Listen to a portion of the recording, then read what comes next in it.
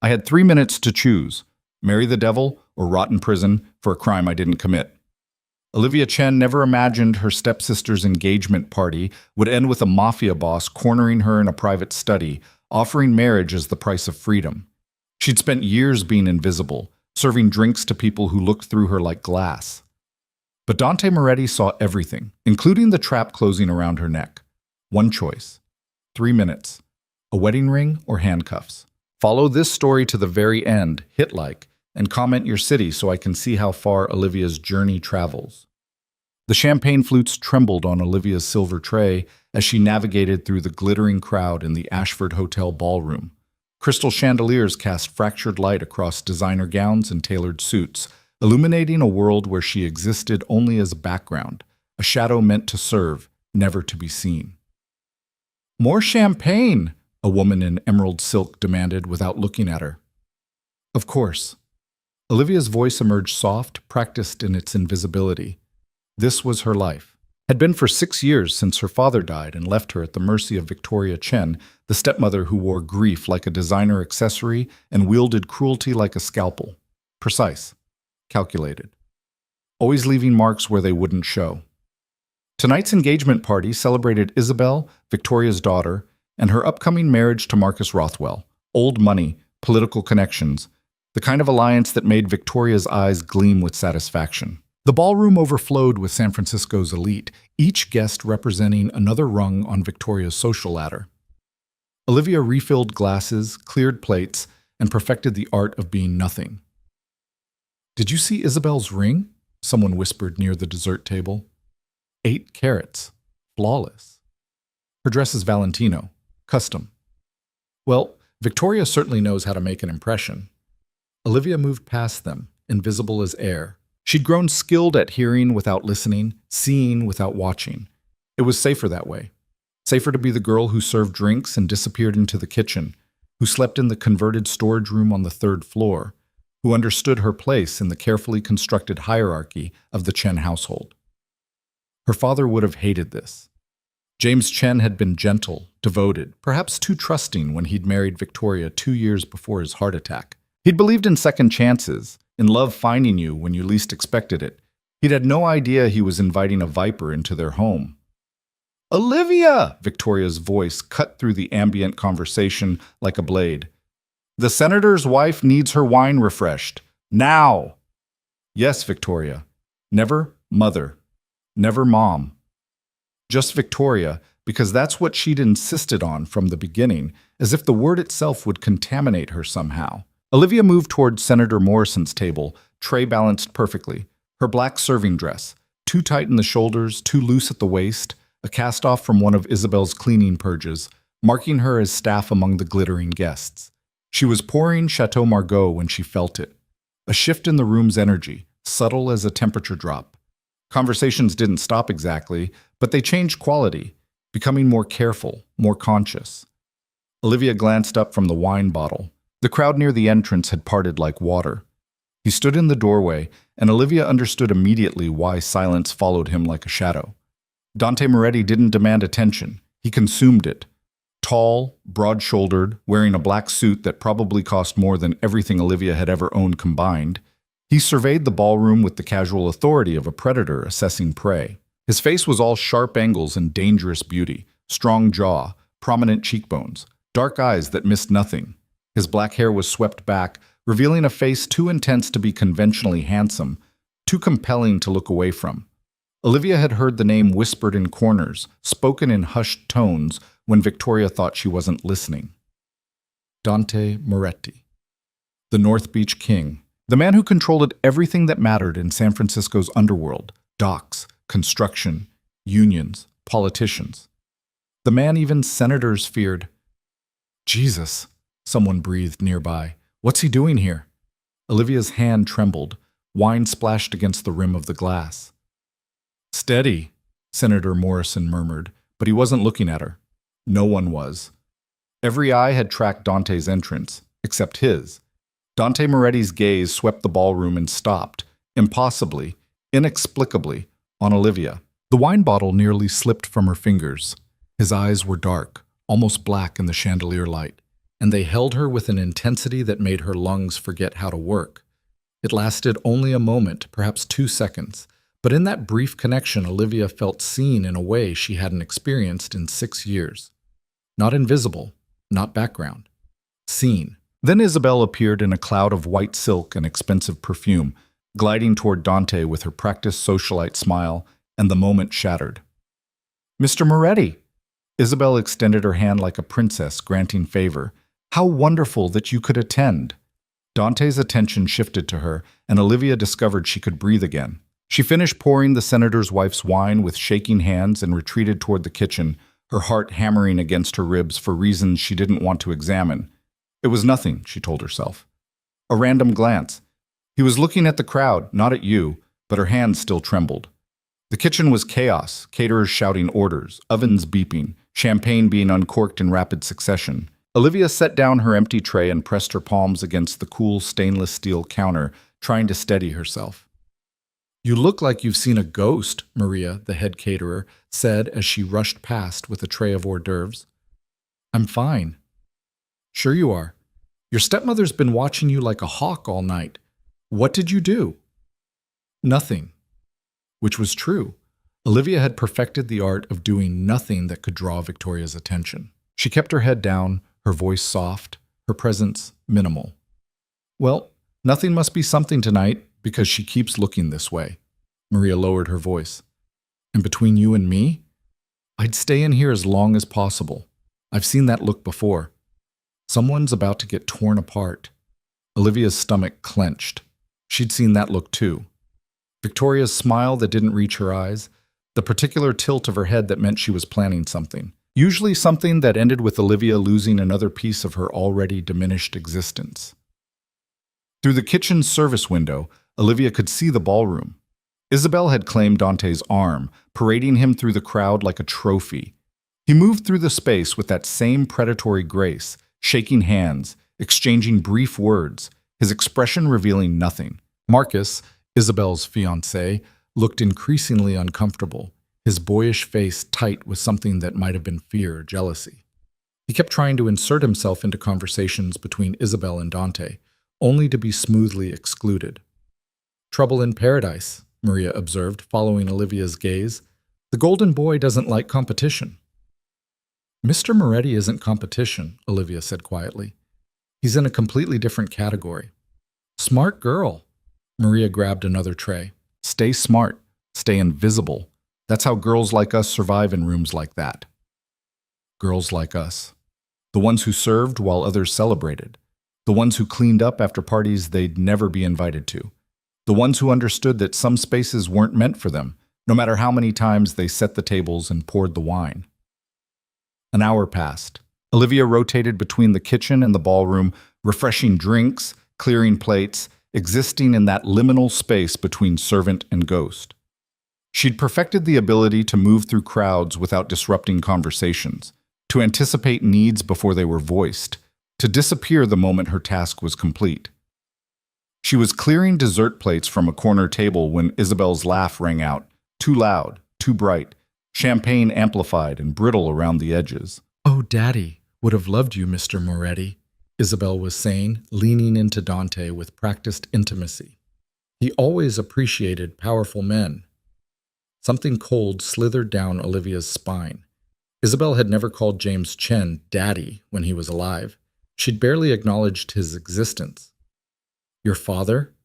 Dante's voice was deep, controlled, revealing nothing. "James Chen. He passed several years ago. Heart attack." Isabel's hand rested on Dante's arm. "He left Mother quite well off, thankfully. And of course, there's Olivia." Olivia's fingers tightened on the dessert plate.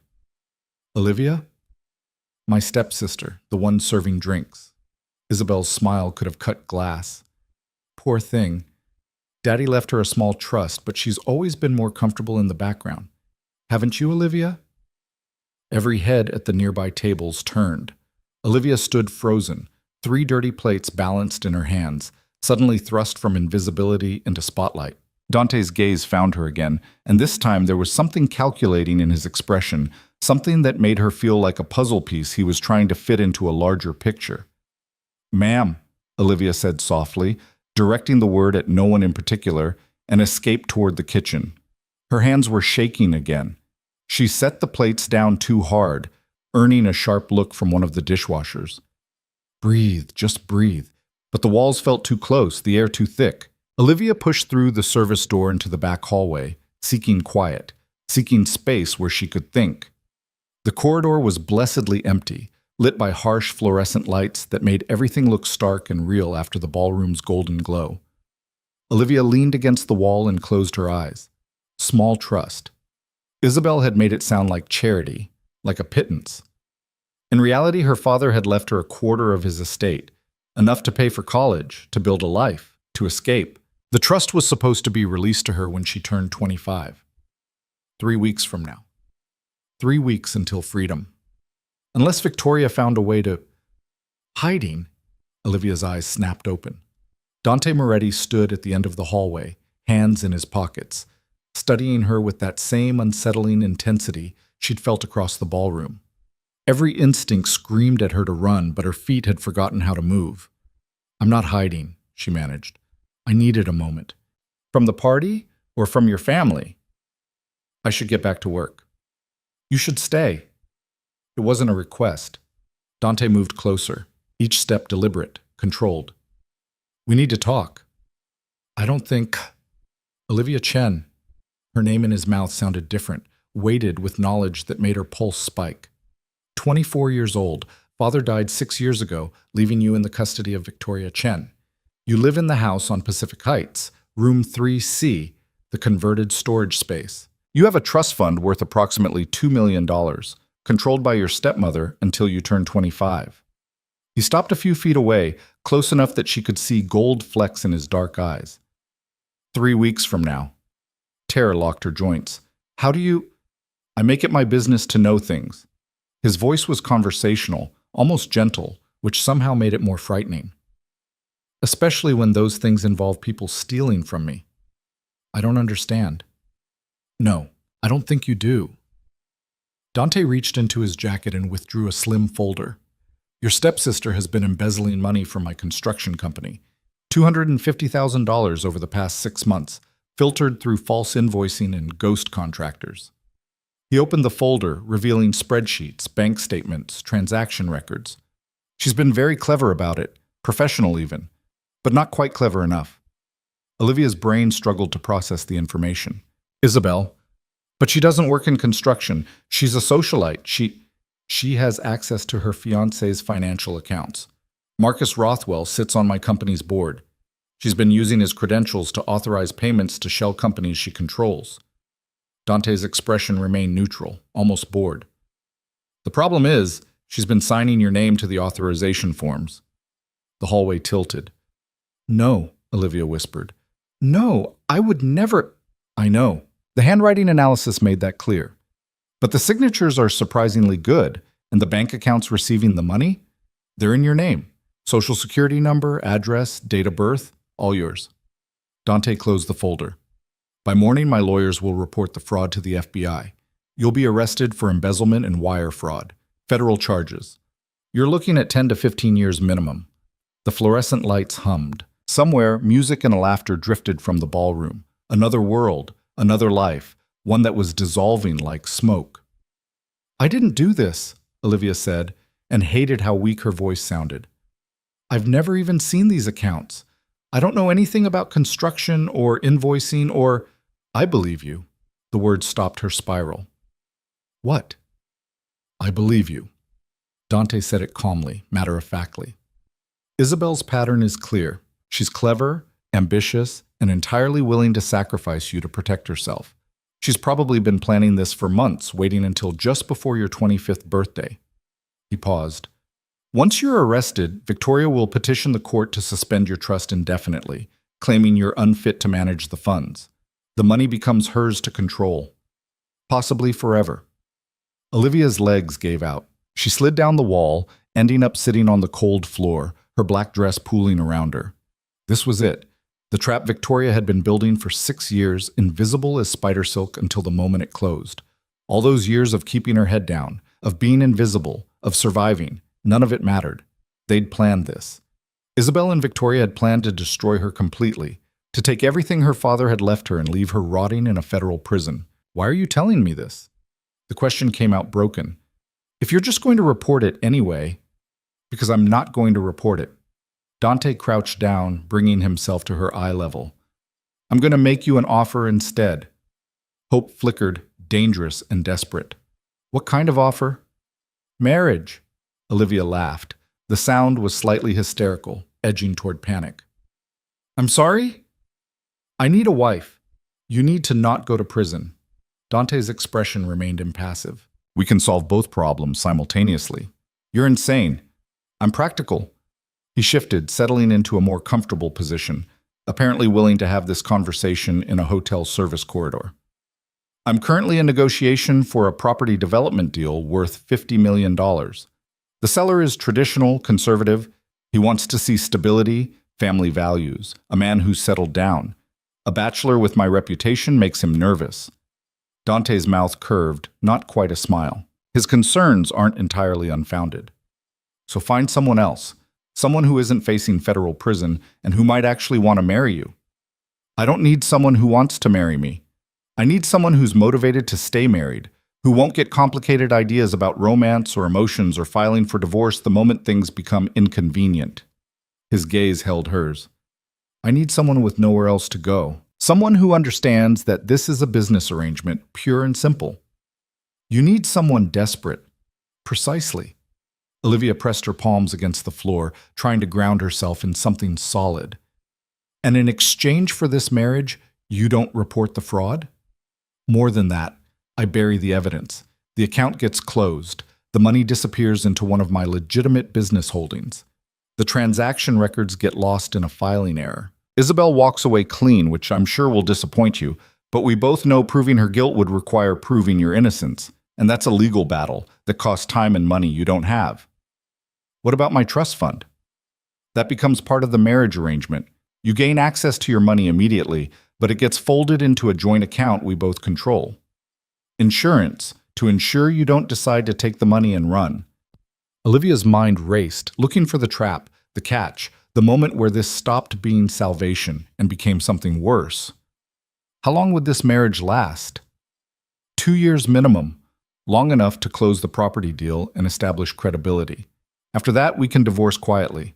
You keep half the assets accumulated during the marriage plus your original trust fund minus whatever you've spent.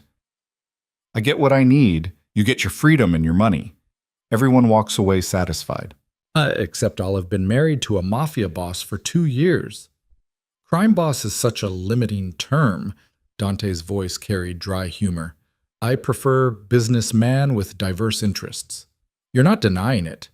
Why would I? You already know what I am. He stood, offering her his hand. The question is whether you're smart enough to take the deal. Olivia stared at his extended hand. Strong fingers, expensive watch, no wedding ring. A hand that probably signed death warrants as casually as business contracts.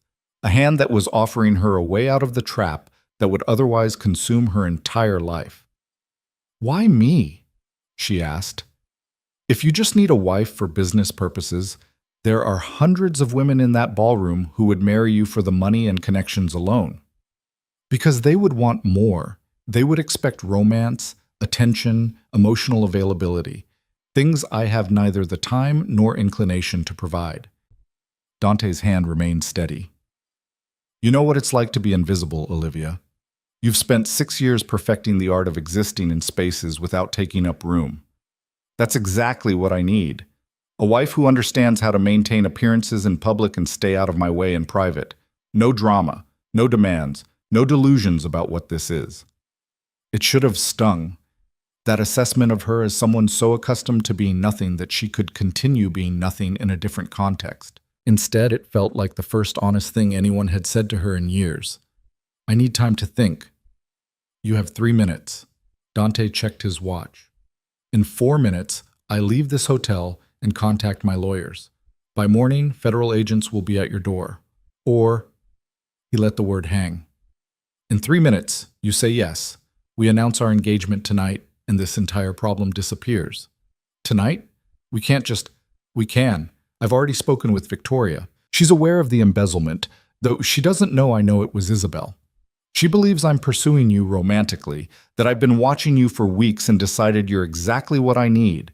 Quiet, biddable, easily controlled. His expression hardened. She's already agreed to the match. Quite enthusiastically, actually, once she realized the financial benefits of having me as a son-in-law. Of course, Victoria had agreed. This solved all her problems. Olivia married off to a dangerous man who would control her completely, the embezzlement buried, and Victoria gaining access to Dante Moretti's wealth and power. What about Isabel? She was flirting with you all night.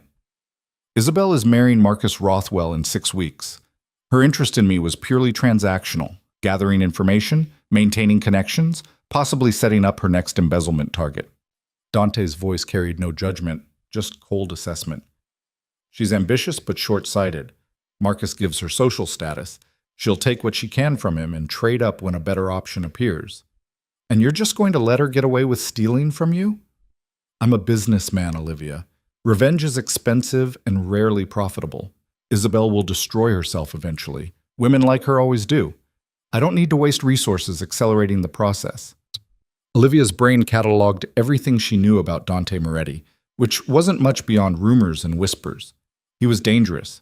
He was powerful. He controlled half of San Francisco's underground economy. He was ruthless. But he'd come to her with the truth instead of letting her get arrested. He'd offered a choice, however brutal, instead of simply letting the consequences fall. And the alternative was prison, federal prison, for a crime she didn't commit, while Victoria and Isabel divided her inheritance and forgot she'd ever existed. 2 years, Olivia said slowly. And then I'm free? Completely free? Completely free. With money, a clean record, and enough distance from your stepfamily to build whatever life you want. She thought of her father, who'd taught her to play chess on Sunday afternoons, who'd believed in strategic thinking over emotional reactions. Sometimes the only winning move is accepting the loss of a piece to protect the king, he used to say. In this scenario, her freedom was the king. Everything else, pride, fear, the fantasy of a normal life, those were pawns. Olivia took Dante's hand. His grip was firm, warm, pulling her to her feet with effortless strength. She stood in her too-tight dress, her minimal makeup, her invisible armor, and met the eyes of the most dangerous man in San Francisco. Yes, she said. I'll marry you. Something flickered in Dante's expression, satisfaction, perhaps, or approval. It vanished before she could identify it. Smart choice. He released her hand and straightened his jacket. Now we announce it. Wait, right now? But I look like... You look fine. Dante's gaze swept over her with professional detachment. Actually, you look perfect. The struggling stepdaughter swept off her feet by the powerful older man who sees her worth when no one else does. His mouth curved into something that might have been amusement. Very Cinderella. The guests will eat it up. I need a minute. I can't just... Olivia. He stepped closer, and his voice dropped to something almost gentle. Almost. If you walk into that ballroom on my arm, Victoria and Isabel lose. Every year they've spent making you invisible, every humiliation, every moment they made you feel like nothing, it ends tonight. You become the most important person in that room because you'll be mine. He paused. Don't you want to see their faces when they realize they lost? Yes. The word burned through her chest with surprising ferocity. Yes, she wanted to see Victoria's calculated composure crack. Yes, she wanted to watch Isabel's smile falter. Yes, she wanted to stop being invisible, even if visibility came with a different kind of cage. Okay. Olivia smoothed down her dress, lifted her chin. Let's go. Dante offered his arm, and she took it, feeling the solid muscle beneath expensive fabric, the latent power in his casual stance. They walked down the service corridor together, their footsteps echoing in the fluorescent quiet. At the door to the ballroom, Dante paused. One more thing, he said. From this moment forward, you speak only to me about anything important. Not Victoria, not Isabel, not lawyers or friends or anyone else. Everything goes through me first. Understood? It should have felt like a collar. Instead, it felt like armor. Understood. Good. Dante pushed open the door. The ballroom's golden light spilled over them as they entered, and Olivia felt every head turn, every conversation pause. Dante Moretti had returned from wherever he'd disappeared to, and he'd brought the invisible girl with him. They moved through the crowd together, Dante's hand warm on her arm, guiding her toward the raised platform where the band played. Olivia caught glimpses of faces as they passed. Shock, confusion, calculation. She saw Maria in the serving station, eyes wide with concern. She saw Marcus Rothwell, pale and sweating, clearly recognizing that something had shifted in a direction he didn't understand. And she saw Victoria, standing near the champagne fountain with Isabel, both of them smiling that same predatory smile. They thought they'd won. They thought Dante was playing into their plan. They had no idea what was coming. Dante signaled the band leader, who stopped mid-song. The music died. 300 guests turned to stare. "Good evening," Dante said, his voice carrying effortlessly across the ballroom. "I apologize for the interruption, but I have an announcement that can't wait." Isabel's smile widened. She thought this was about her engagement, about celebrating her upcoming marriage to Marcus. Dante's arm tightened slightly on Olivia's. "I've come here tonight to celebrate not just Isabel and Marcus's engagement, but to share news of my own." He paused, let the silence build. "Olivia Chen has agreed to become my wife." The silence shattered into chaos, gasps, whispers. Isabel's face went white, then red. Marcus looked like he might be sick. Victoria's smile froze into something terrible and sharp. Olivia stood perfectly still, every muscle locked, feeling like she might shatter if she moved. Dante turned to her, and for the benefit of their audience, he smiled. A real smile, warm and genuine and completely false. "I know this seems sudden," he said, loud enough for everyone to hear. "But when you find the right person, why wait?" He leaned in, and Olivia realized a second too late what he intended. His kiss was brief, chaste, entirely for show, but his lips were warm against hers, and his hand cradled the back of her head with surprising gentleness. And for just a moment, Olivia forgot about the audience, the lies, the transaction that had brought them to this point. When he pulled back, the ballroom erupted in applause. Forced, uncertain applause, but applause nonetheless. Victoria appeared beside them, her smile rigid as porcelain. "Mr. Moretti, how unexpected." Her eyes cut to Olivia with naked hatred. "Olivia, darling, you should have told me you were seeing someone." "It happened rather quickly," Dante said smoothly. "I hope you'll forgive the surprise. I couldn't wait any longer to make Olivia mine." The possessive phrase should have made Olivia flinch. Instead, she felt something settle in her chest. Not comfort exactly, but certainty. She'd made her choice. For better or worse, her life had changed irrevocably in the space of a 3-minute conversation. "How wonderful," Isabel said, joining them. Her voice dripped honey and poison. "Olivia, I had no idea you'd been keeping secrets." "Neither did I," Olivia said quietly. And then, because some reckless part of her couldn't resist, "But I suppose everyone has secrets, don't they?" Isabel's smile sharpened. "I suppose they do." The rest of the evening passed in a blur. Guests approached to offer congratulations that ranged from genuine to venomous. Olivia shook hands, accepted embraces, and played the role of blushing bride-to-be while Dante stood beside her like a wall of controlled power, deflecting questions and managing conversations with practiced ease. Around 11, Dante leaned close and murmured, "We're leaving. Say goodbye to your stepmother." Olivia found Victoria near the champagne fountain, her expression carved from ice. "I need to speak with you," Victoria said. "Privately." "No," Dante said, appearing beside Olivia. "Anything you need to say can be said to both of us." Victoria's jaw clenched. "This is family business." "Olivia is about to become my family. That makes it my business too." Dante's voice remained pleasant, but steel ran underneath.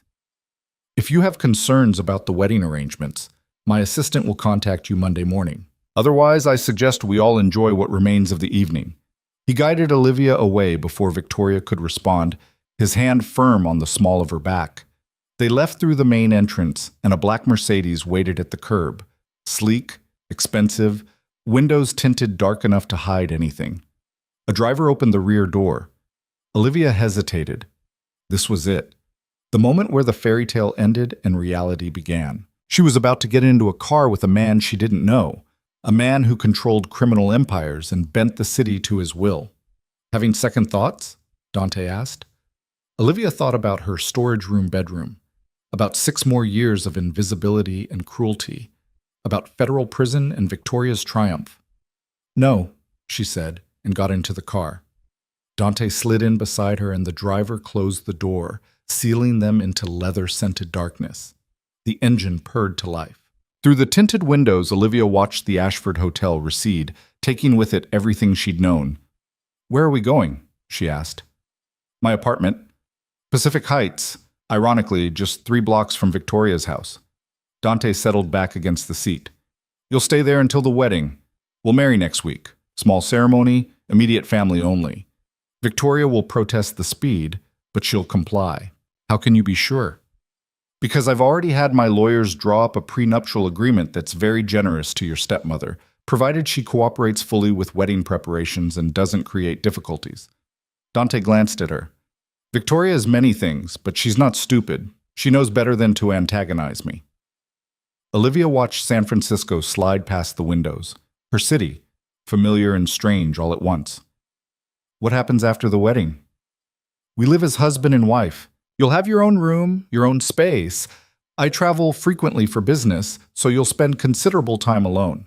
When I'm in town, we'll maintain appearances, dinners together, public events, the occasional social function.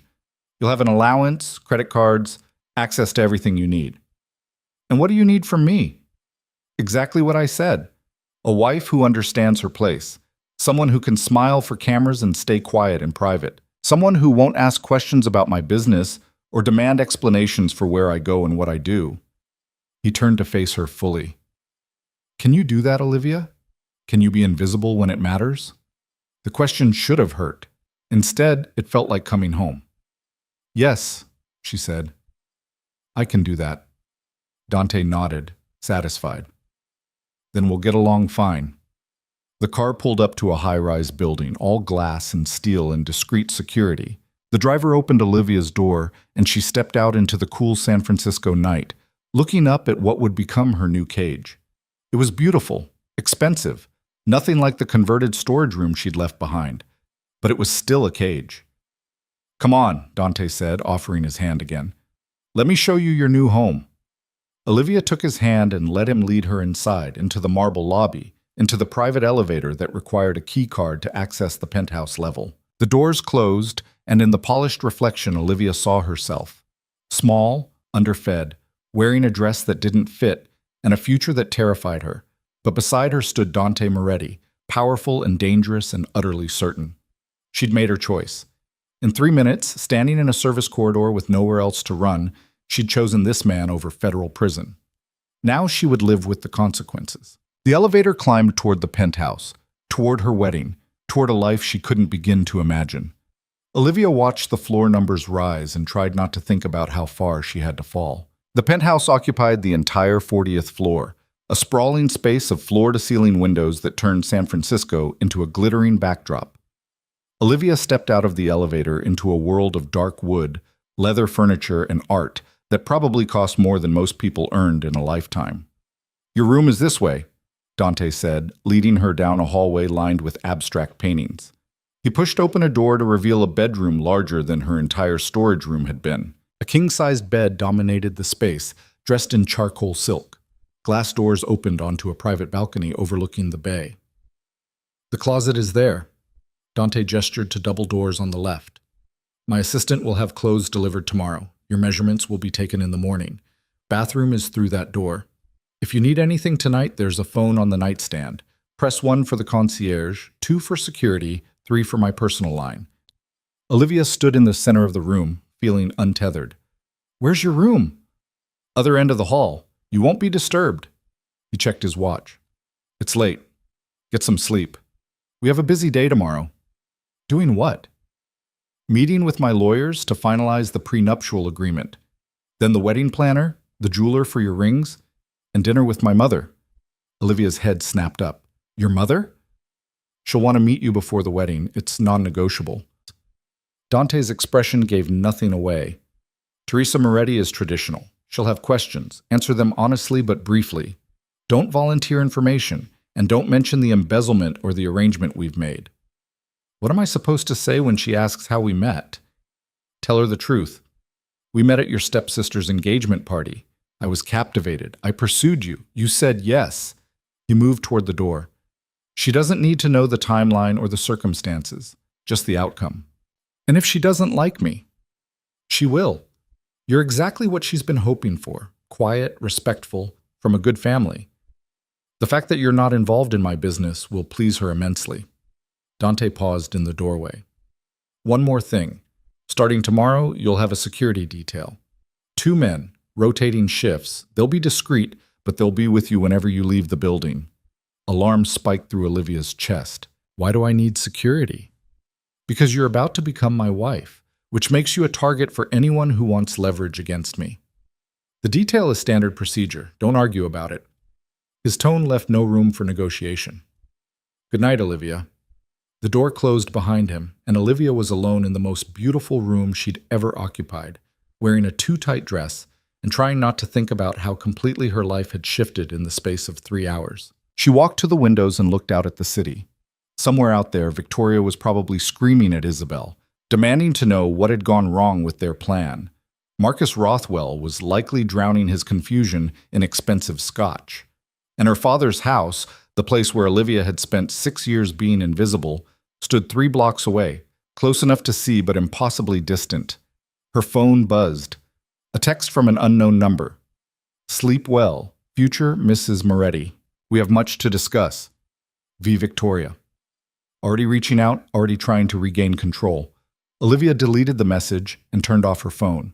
She explored the bedroom, the bathroom with its marble everything and shower large enough for 4 people, the walk-in closet currently empty except for a white robe hanging on a brass hook, the balcony with its wrought iron furniture and view of the Golden Gate Bridge glowing red in the distance. When she finally crawled into the silk-covered bed, still wearing her serving dress because she had nothing else, Olivia expected to lie awake for hours replaying every moment of the evening. Instead, she fell asleep immediately, exhausted by the weight of choices made and futures altered, and dreamed of nothing at all. Morning arrived with pale sunlight streaming through windows she'd forgotten to cover. Olivia woke disoriented, momentarily unable to place the unfamiliar ceiling, the too soft mattress, the silence that felt wrong after years of Victoria's shouting carrying through thin walls. Then memory crashed back. The engagement party, Dante's offer, the announcement that had detonated her entire existence. She was engaged to a mafia boss. The absurdity of it should have felt like drowning. Instead, it felt like the first full breath she'd taken in 6 years. A knock on the door interrupted her thoughts. Miss Chen? It's Maria Cortez, Mr. Moretti's assistant. May I come in? Olivia pulled the robe over her dress. Yes. The woman who entered was perhaps 50, with dark hair pulled into an efficient bun and sharp eyes that catalogued everything. She carried a garment bag and a leather portfolio. Good morning. I hope you slept well. Maria's voice was crisp but not unkind. Mister? Moretti has meetings until noon, so we have the morning to get you situated. I've brought clothes for today. We'll do a full wardrobe consultation later this week. First, though, breakfast. The chef has prepared several options since Mr. Moretti wasn't sure of your preferences. I'm not hungry. You need to eat anyway. The schedule today is demanding, and you'll need your strength. Maria hung the garment bag in the closet. Shower, dress, then meet me in the dining room. 20 minutes. She left before Olivia could protest. The shower was an exercise in excess. 6 different shower heads, water pressure that felt like massage. Toiletries that probably cost more than a week's groceries. Olivia stood under the spray and tried to wash away the surreal feeling coating her skin like oil. The garment bag contained a simple navy dress, expensive and perfectly tailored. Somehow it fit exactly right, hugging her thin frame without being tight. Matching shoes, understated jewelry, even undergarments in her size. Dante had said his assistant would handle measurements this morning. Apparently Maria had anticipated the need. The dining room overlooked the city through massive windows. A table that could seat 12 held settings for 1: crystal, china, silver that caught the morning light. The breakfast spread looked like something from a hotel. Fresh fruit, pastries, eggs prepared 3 different ways, coffee that smelled like heaven. Maria appeared from a side door. Sit, eat. We have 45 minutes before the first appointment. This is too much food for one person. The chef doesn't know your appetite yet. Try the fruit at minimum. You're too thin. Maria poured coffee with practiced efficiency. Mr. Moretti mentioned you might have questions about the arrangements. I'm authorized to answer what I can. Olivia sipped the coffee. Dark, rich, nothing like the instant powder Victoria allowed her. What exactly is your job? I manage Mr. Moretti's personal affairs, schedule, correspondence, household staff, event planning. As of this morning, that includes managing your schedule as well. Maria consulted her tablet. Today's appointments, 10 o'clock, prenuptial review with Mr. Moretti's legal team. 11:30, wedding planner. 1 o'clock, lunch with Mr. Moretti. 2 o'clock, jeweler. 4 o'clock, dress fitting. 7 o'clock, dinner with Mrs. Teresa Moretti. That's not a schedule, that's a forced march. Welcome to Mr. Moretti's world. Everything moves quickly because time is money, and delays are expensive. Maria's expression softened slightly. I understand this is overwhelming, but the faster we move through preparations, the faster you can settle into your new routine. Olivia picked at the fruit, her stomach too tight for real appetite. What's his mother like? Direct, traditional, fiercely protective of her son. Maria refilled the coffee cup. She'll ask personal questions. Answer them honestly, but don't elaborate. She's testing you, not interrogating you. Show respect, maintain eye contact, and don't fidget. She interprets nervousness as dishonesty. That's reassuring. Mrs. Moretti raised Dante alone after his father died. She built an empire from nothing to give him opportunities. She's earned the right to be particular about who joins the family. Maria checked her tablet. Finish eating. We need to leave in 20 minutes. The legal offices occupied 3 floors of a downtown high-rise, all glass walls and nervous associates who scattered when Maria led Olivia through the reception area. They were shown into a conference room where 2 lawyers waited, an older man with silver hair and a younger woman who looked like she survived on coffee and ambition. Miss Chen, the man rose, extending his hand. I'm Richard Walsh, Mr. Moretti's primary counsel. This is Jennifer Park, who specializes in family law. Olivia shook their hands, feeling like a child playing dress-up in adult spaces. Please, sit. Richard gestured to the conference table, where a document approximately 3 inches thick waited. We have the prenuptial agreement ready for your review. I should mention up front that Mr. Moretti has been extraordinarily generous with the terms. Olivia stared at the stack of paper. I don't have a lawyer. We anticipated that. We've prepared a summary of key points, and you're welcome to retain independent counsel for review. However, given the wedding timeline, we'd appreciate your signature today, pending any legal consultation you wish to pursue. The wedding is next week. I don't have time to find a lawyer, and which is why the terms are so favorable to you, Jennifer interrupted smoothly. May I walk you through them? What choice did she have? Olivia nodded. Jennifer opened a tablet, pulling up a simplified version of the document. In brief, you'll receive a monthly allowance of $50,000 for personal expenses. All household costs, security, travel, and approved purchases are separate and unlimited. Upon marriage, your existing trust fund transfers to a joint account accessible to both you and Mr. Moretti, but protected from creditors or business liabilities. In the event of divorce after the 2-year minimum term, you retain your original trust fund plus half of all assets accumulated during the marriage, including property appreciation, investment gains, and business profits from ventures initiated during the marriage term. Olivia's brain struggled to process the numbers. $50,000 a month? Plus bonuses for public appearances, charity events, and family obligations, Richard added. Mr. Moretti understands that your role as his wife involves considerable labor, social performance, image management, representing the family. He believes in compensating that labor fairly. It was more money than Olivia had ever imagined having access to. More than fair. It was staggering. What are the obligations? She asked. Specifically. Jennifer consulted her notes. Maintain primary residence at Mr. Moretti's penthouse or any subsequent properties he designates. Attend designated social functions and family events as his spouse. Maintain public image consistent with the Moretti family reputation. No scandals, no public conflicts, no unauthorized media engagement. Submit to security protocols as determined necessary by Mr. Moretti or his security team, and maintain marital discretion regarding Mr. Moretti's business affairs. Marital discretion, meaning I can't talk about what he does. Correct. Any information you acquire about Mr. Moretti's business operations, associates, or activities is considered privileged and confidential. Violation of confidentiality would constitute breach of contract and nullify the financial provisions. Jennifer's expression remained neutral. This is standard in agreements of this nature. Olivia scanned the summary, looking for the trap. What about fidelity? Are there expectations about other relationships? Richard and Jennifer exchanged glances. Richard cleared his throat. Mr. Moretti expects absolute fidelity from you. His own behavior is not governed by reciprocal requirements, though he's authorized me to assure you he has no intention of conducting extramarital affairs in any manner that would embarrass you publicly.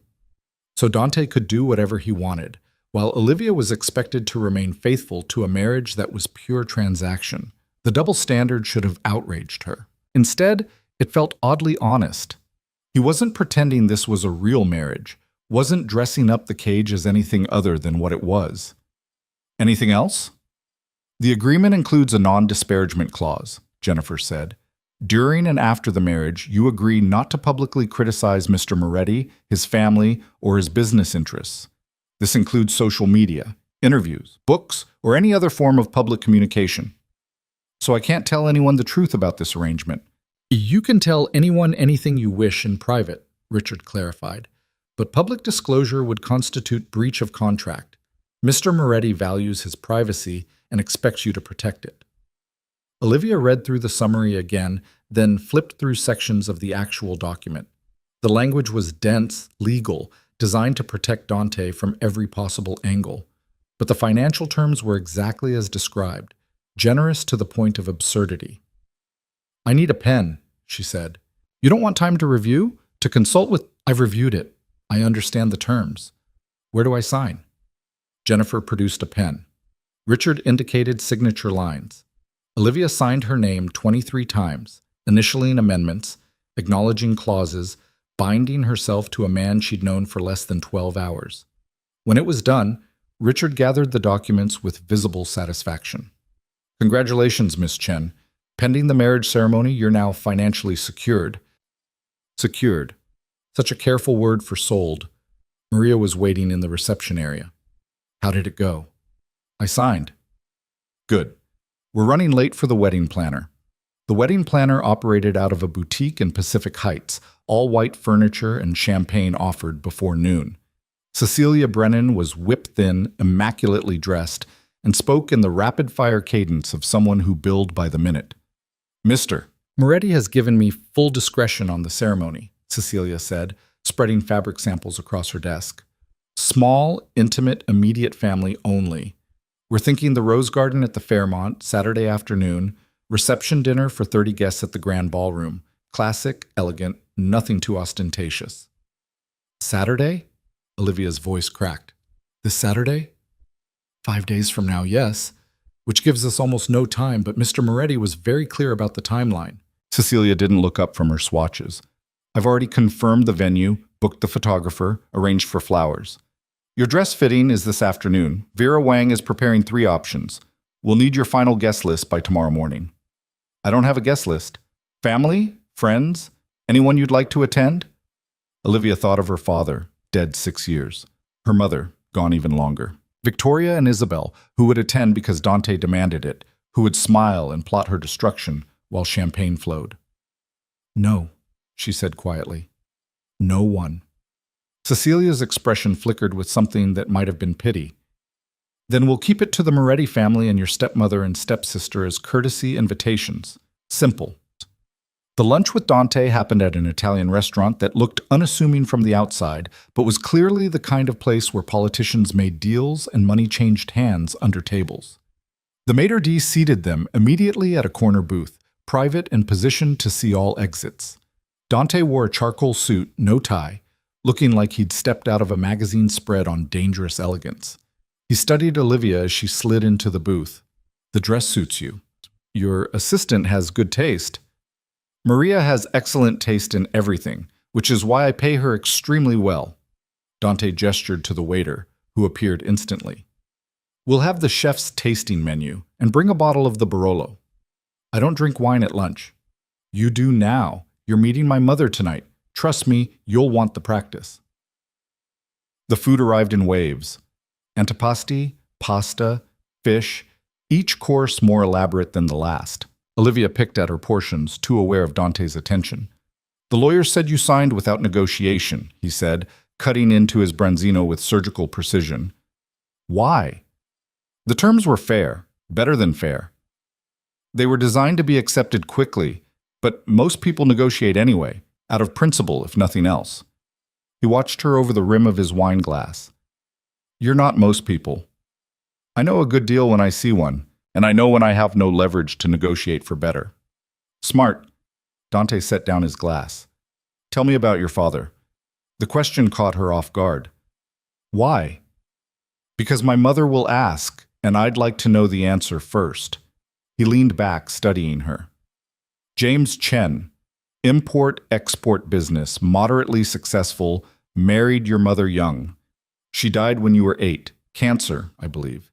He raised you alone for 6 years before marrying Victoria. Heart attack took him 2 years later. Am I missing anything? Hearing her father's life reduced to bullet points made Olivia's throat tight. He liked chess. Sunday afternoons, we'd play for hours. He taught me to think 3 moves ahead. Did he win? Always. But he made me work for every piece I took. Olivia took a sip of wine, letting it warm her tongue. He was kind. Too kind, maybe. He believed people were fundamentally good, that they'd show you their best if you gave them the chance. An optimist. A fool, according to Victoria. She said it within a week of his funeral. Dante's expression hardened almost imperceptibly. And yet he married her.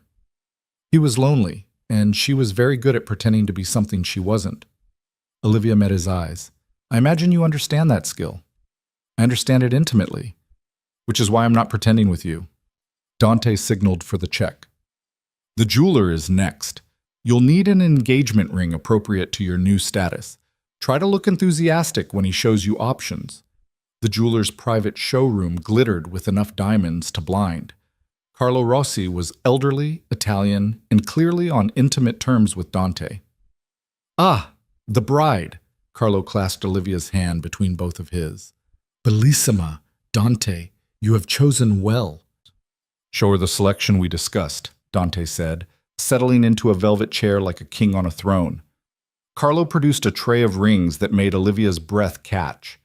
Emerald cut, round, brilliant, oval, pear. Each stone was flawless, massive, worth more than most cars. Try this one.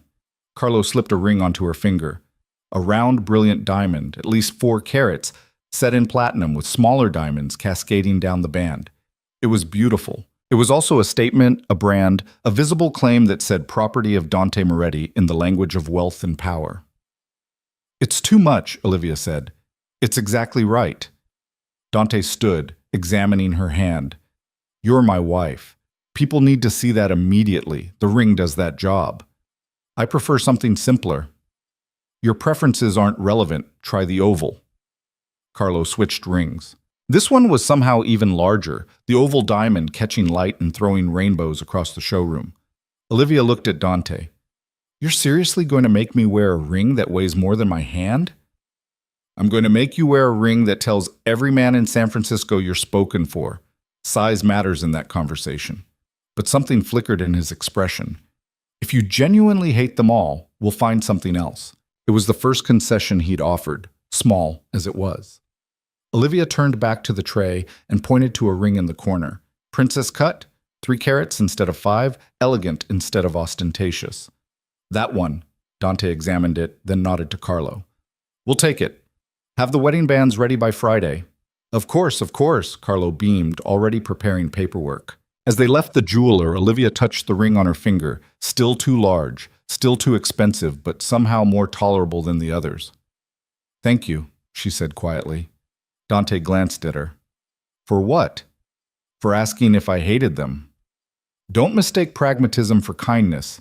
If you'd hated the ring, you'd have looked miserable wearing it, which defeats the purpose. He opened the car door for her. I need you happy, or at least convincingly content. Stepsister's. The dress fitting happened at a private atelier where Vera Wang herself waited with 3 gowns that looked like architectural achievements in silk and lace. Olivia stood on a platform while assistants pinned and tucked, transforming her thin frame into something almost bridal. The dress she chose, or rather the dress Dante chose after she'd eliminated the most elaborate option, was deceptively simple.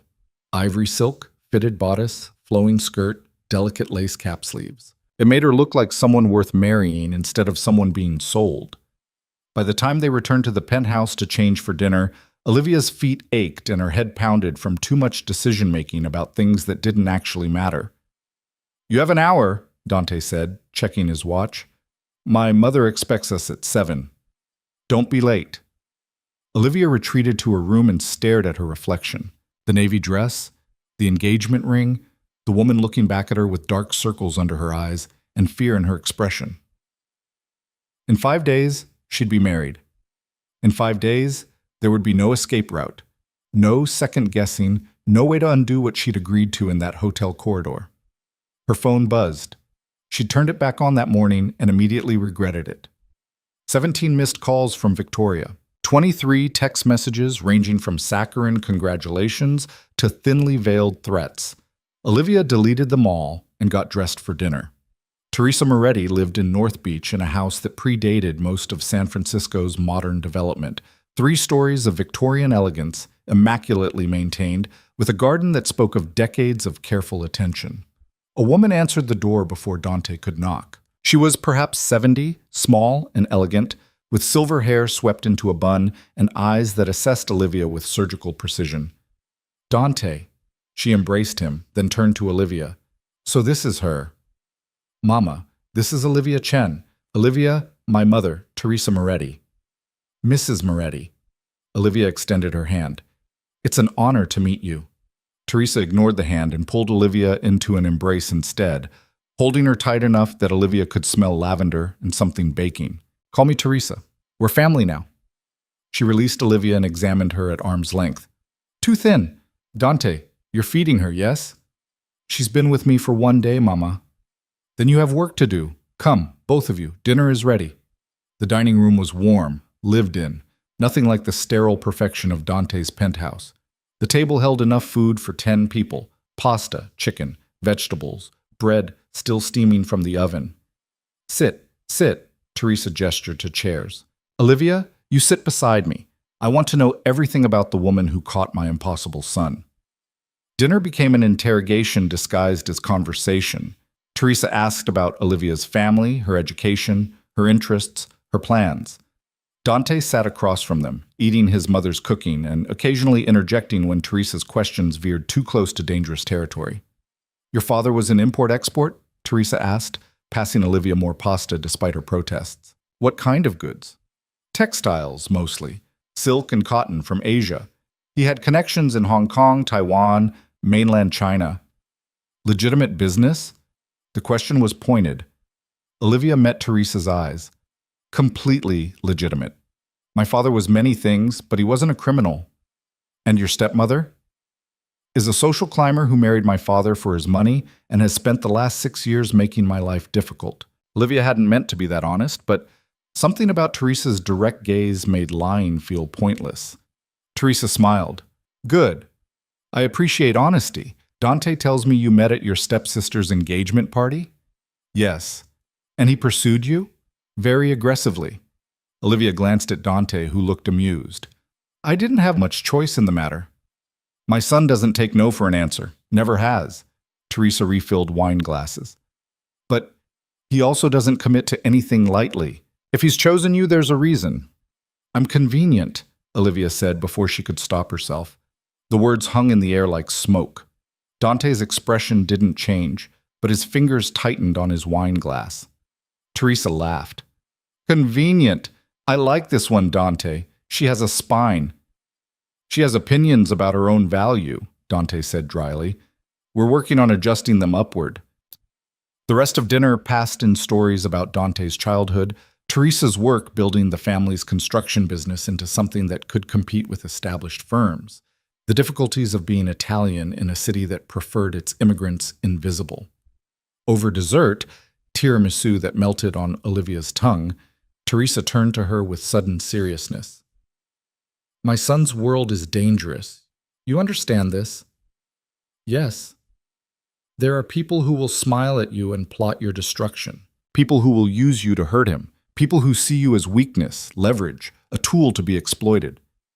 Teresa's voice was gentle but implacable. Can you handle that? Can you be strong when strength is required? Olivia thought about Victoria, about Isabel, about 6 years of learning to survive in hostile territory with no allies and no escape. I can handle it, she said. Teresa studied her for a long moment, then nodded. Yes, I believe you can. She stood, beginning to clear plates. Dante, help your mother with dishes. Olivia, you sit. You've had a long day. Dante rose without argument, gathering plates and following his mother into the kitchen. Through the doorway, Olivia could hear them speaking in rapid Italian, too quick for her limited understanding, but she caught certain words. Clever. Stronger than she looks. Afraid but managing it. And Teresa's response? Good, she'll need to be. When they emerged, Teresa embraced Olivia again. Welcome to the family, daughter. Saturday, you become a Moretti. This is not a small thing. Wear the name with pride. In the car on the way back to the penthouse, Olivia stared out the window at North Beach sliding past. Your mother is terrifying, she said finally. Yes. Dante sounded almost proud, but she likes you, which is more than most people can say. She has excellent instincts about character. What did she say to you in the kitchen? That you're smarter than I deserve and I should treat you accordingly. He glanced at her. She's not wrong. Back at the penthouse, Olivia retreated to her room and finally let herself collapse. She kicked off her shoes, pulled off the dress, and lay on the bed staring at the ceiling. In 4 days, she would marry Dante Moretti. In 4 days, she would become someone else entirely. The thought should have terrified her. Instead, lying in the dark of her beautiful bedroom, wearing a ring that cost more than a car, Olivia felt something unexpected. Hope. The next 3 days blurred into an exhausting parade of appointments, fittings, and carefully orchestrated encounters designed to establish Olivia as Dante's acceptable choice. She met his business associates over lunches that felt like auditions, smiled through champagne toasts with people whose names she forgot immediately, and learned to navigate conversations where everything said mattered less than what remained unspoken. Maria managed her schedule with military precision, appearing each morning with a folder detailing the day's obligations. Thursday brought a meeting with Dante's accountant to establish her personal accounts, followed by a session with a stylist who transformed her appearance from invisible to polished. Friday meant final dress alterations, guest confirmation calls, and an excruciating dinner with Victoria and Isabel that Dante insisted was necessary for appearances. Through it all, Olivia saw Dante primarily in public spaces, restaurants, offices, cars traveling between appointments.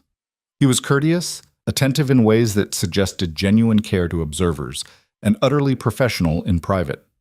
They existed in separate orbits that intersected only when witnesses required the performance of engagement. Friday evening found Olivia standing in her closet, surrounded by clothes that still didn't feel like hers, trying to choose something appropriate for dinner with the family that had tried to destroy her. Maria had suggested the emerald dress, elegant but not showy, expensive but not ostentatious. Olivia pulled it on and studied herself in the mirror. She looked different. The haircut, the subtle makeup, the clothes that actually fit, they created the illusion of someone who belonged in Dante's world.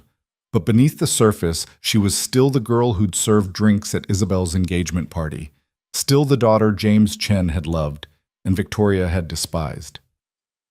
Ready? Dante appeared in her doorway wearing a black suit that made him look even more dangerous than usual. We need to leave in 5 minutes. I'm ready. Olivia grabbed her clutch, another Maria acquisition, and followed him to the elevator.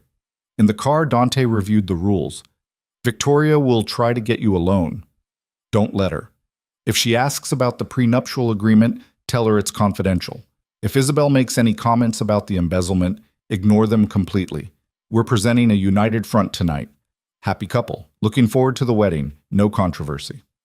And if they push, then I handle it. Your job is to sit there and look content. He glanced at her. Can you do that?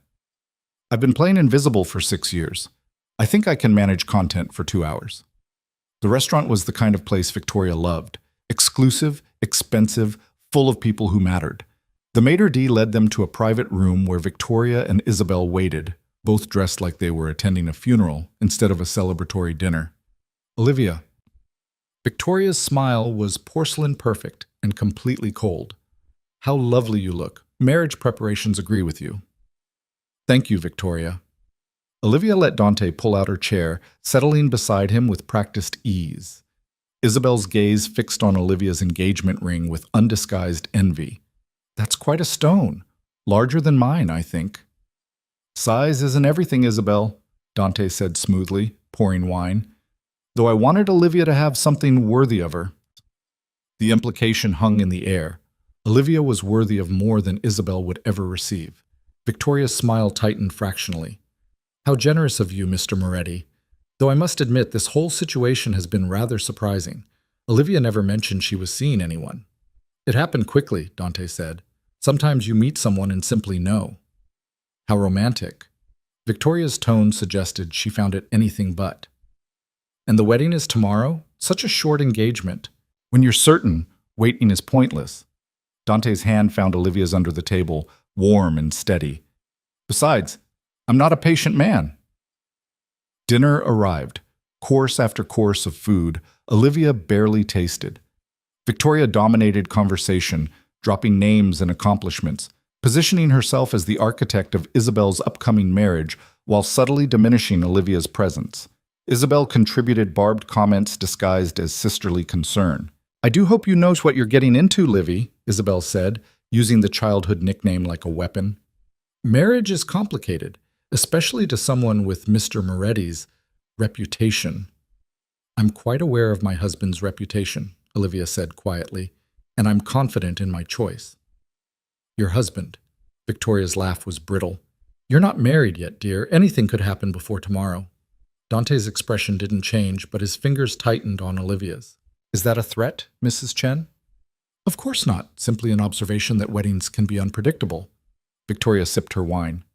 I do hope you've had time to review all the legal arrangements. Prenuptial agreements can be so complicated. Our legal team handled everything, Dante said. Olivia is well protected. I'm sure she is. Victoria's smile could have cut glass. Though I wonder if she truly understands what she's agreed to. Olivia met her stepmother's eyes across the table. I understand perfectly. I'm marrying a powerful man who sees my value when others chose to ignore it. I'm gaining security, status, and freedom from people who spent years making me feel worthless. She paused. I'd say I understand better than you think. Silence descended. Isabel looked between them, calculating. Victoria's mask finally cracked, showing the rage beneath. You ungrateful little... Careful. Dante's voice was soft, deadly. You're speaking to my future wife. I suggest you choose your next words very carefully. Victoria's jaw clenched. She forced her expression back to neutral, but her hands trembled on her wine glass. Of course. I apologize. Pre-wedding stress makes everyone emotional. The rest of dinner was arctic. They finished dessert in near silence, Victoria and Isabel barely concealing their fury, while Dante maintained casual conversation as if nothing had happened. In the car afterward, Olivia let out a breath she hadn't realized she'd been holding. That was a mistake, she said. I shouldn't have said that about them making me feel worthless. Why not? It was true. Because now Victoria knows she got to me. She'll use it. Dante studied her in the dim interior. Let her try. Tomorrow you become a Moretti. Victoria's power over you ends the moment you say your vows. Power doesn't disappear with a name change. No, but protection does come with it. He shifted toward her. Do you know what it means to have my name? What doors close to your enemies the moment you're mine? The possessive language should have bothered her. Instead, it felt like armor. Tell me, Olivia said. It means Victoria can't touch your trust fund because it's now protected by lawyers who make her attorneys look like first-year students. It means Isabel can't frame you for anything because my security team monitors all threats to family members. It means every person in San Francisco who might have ignored you before now treats you with respect because disrespecting my wife is disrespecting me. Dante's voice was calm, factual. You think you're trading one cage for another, but the cage you're entering has better locks, and they're all designed to keep predators out, not you in. Olivia looked at him, this dangerous man who'd offered her salvation wrapped in contract terms and wedding vows. Why are you really doing this? The property deal doesn't require this much effort. You could have found someone easier. Easier isn't always better. That's not an answer. Dante was quiet for a moment, studying her in the passing streetlights. My father died when I was 12. Heart attack, like yours. My mother raised me alone, built a business from nothing because no one else would hire an Italian widow with a kid. She taught me that power isn't about what you take. It's about what you protect. He paused. When I looked into your situation, I saw someone who'd been systematically stripped of everything she should have been protected from. That offended me. So this is charity? This is pragmatism. I needed a wife. You needed rescue. We both get what we want. But something in his expression suggested the calculation went deeper than simple transaction. They arrived at the penthouse to find Maria waiting in the living room with a garment bag and a bottle of champagne. Final preparations, she announced. Miss Chen, your dress is ready. I'll have it in your room. Tomorrow morning, hair and makeup arrive at 8. The car leaves at 10:30. Ceremony begins at 11. That's early for a wedding, Olivia said. Mr. Moretti wants it done before anyone can interfere. Maria's expression was knowing. Smart man. After Maria left, Olivia stood in the living room feeling the weight of tomorrow pressing down. I should sleep, big day and all. Wait. Dante moved to the bar, poured 2 glasses of scotch. Sit with me for a minute. Olivia took the glass and settled onto the leather sofa, hyper-aware of Dante sitting beside her, close enough to feel the heat of his body. Are you afraid? He asked. Of tomorrow? Or of everything after? Either. Both. Olivia considered lying, then discarded the impulse. Dante appreciated honesty even when it was uncomfortable. I'm terrified. Not of you exactly, but of becoming someone I don't recognize, of losing myself in whatever role I'm supposed to play as your wife. You think marriage will erase you? I think powerful men have a way of swallowing the people around them, even when they don't mean to. Dante swirled his scotch, considering. My mother told me something once. She said the strongest marriages aren't about one person consuming the other. They're about 2 people building something neither could create alone. Partnership, not possession. Is that what you want, partnership? I want someone I can trust. Someone who's smart enough to understand the game and strong enough not to break under pressure. He met her eyes. I think you're that person, but I need you to believe it too. And the scotch burned going down, warming Olivia from the inside. What if I can't be what you need? Then we figure it out. This arrangement works because we're both honest about what it is. That doesn't mean it can't evolve. Dante set down his glass. Get some sleep, Olivia. Tomorrow changes everything. She left him sitting in the dark and retreated to her room, where the wedding dress hung like a ghost in her closet. Olivia touched the silk, feeling the weight of it, the reality of what morning would bring. Her phone buzzed. A text from an unknown number. Last chance to run. You don't have to do this. Olivia deleted it without responding. Whoever had sent it, Victoria, Isabel, some well-meaning stranger who'd heard about the wedding, they didn't understand. Running meant prison. Running meant losing everything her father had left her. Running meant 6 more years of invisibility and Victoria's cruelty. She turned off her phone and climbed into bed, willing sleep to come. Morning arrived too quickly. Olivia woke to Maria knocking, followed by a team of people who transformed her into something bridal. Hair swept up in an elegant twist, makeup subtle but flawless. The dress fitted perfectly to her frame. When they were done, Olivia barely recognized herself in the mirror. Beautiful, Maria said, genuine warmth in her voice. Mr. Moretti is a lucky man. I'm the lucky one. He's rescuing me from federal prison. Perhaps. But you're giving him something he needs too. Don't underestimate your value in this arrangement. Maria handed her a bouquet of white roses and orchids. It's time. The rose garden at the Fairmont was small, private, transformed into something magical with white flowers and trailing ivy. 30 chairs held the assembled guests, mostly Moretti family members Olivia had never met, plus Victoria and Isabel sitting in the back row looking like they'd been forced to attend an execution. And there, at the front, stood Dante in a tailored black tuxedo that made him look like every dangerous fantasy Olivia had never let herself have. His expression when he saw her was carefully neutral, but something flickered in his eyes that might have been appreciation. The ceremony itself was brief.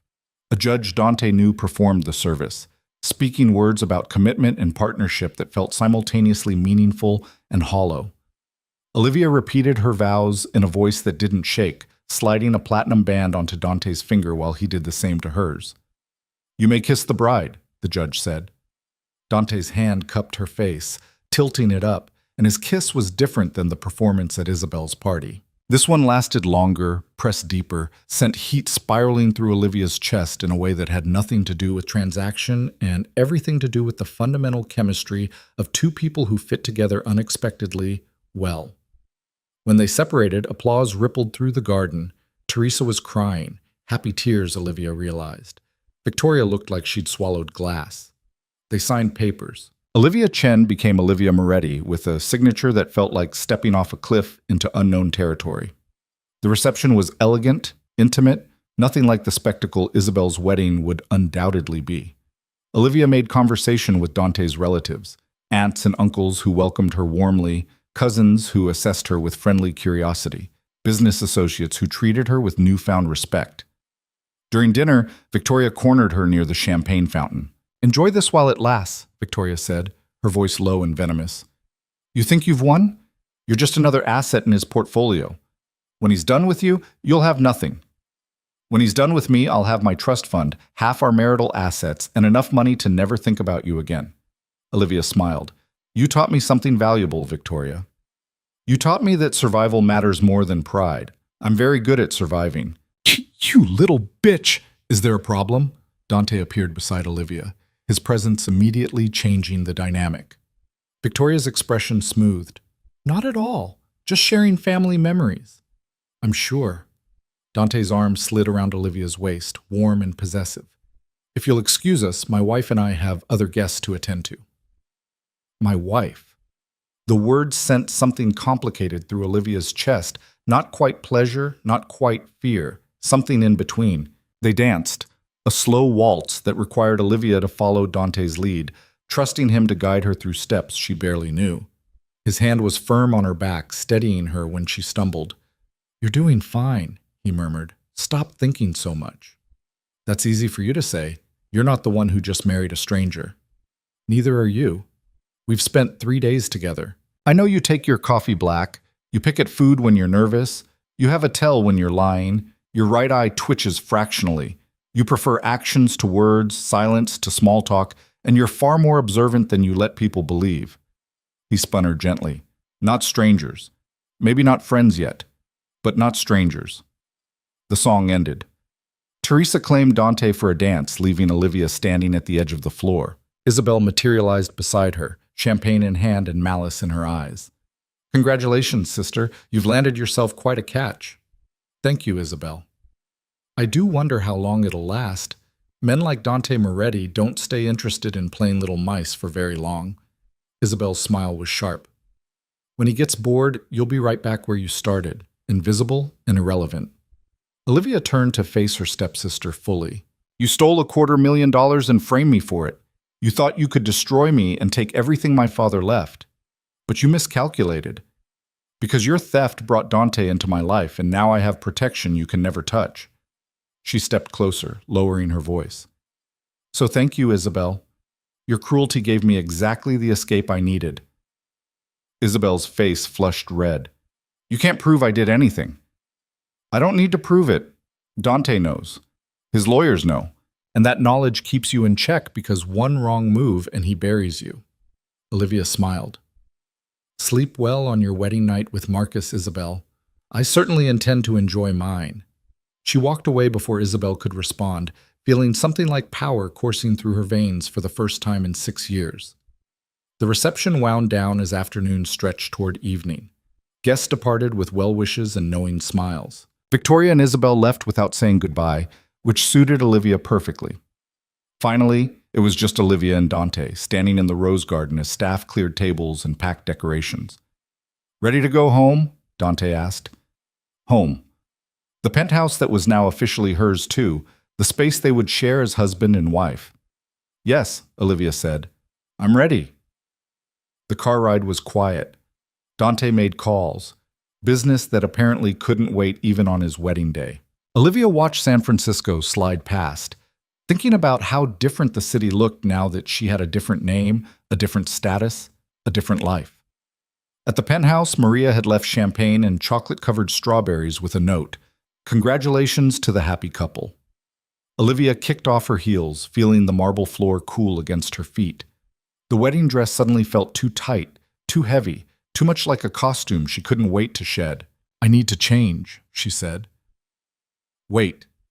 Dante moved behind her, his fingers finding the tiny buttons running down her spine. "Let me help."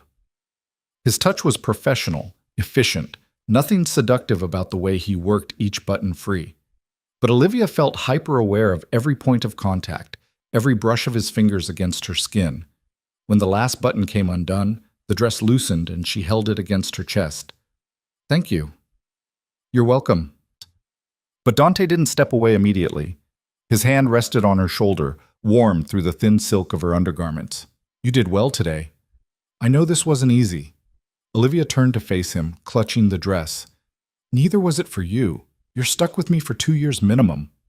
"I chose you. That's different than being stuck." His dark eyes held hers. "This marriage is real, Olivia. Legally binding, financially integrated, publicly acknowledged. The circumstances of how we got here don't change what it is." "What is it exactly?" "An arrangement that benefits us both.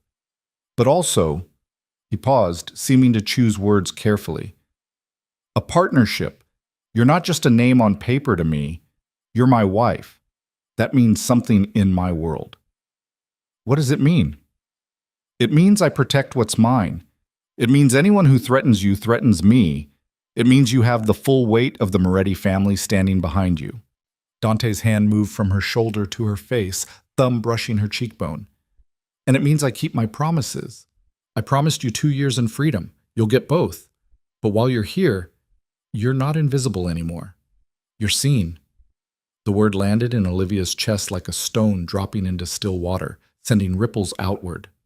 Seen. Not ignored, not diminished, not treated like background decoration in someone else's life. "I don't know how to be seen," she whispered. "You learn."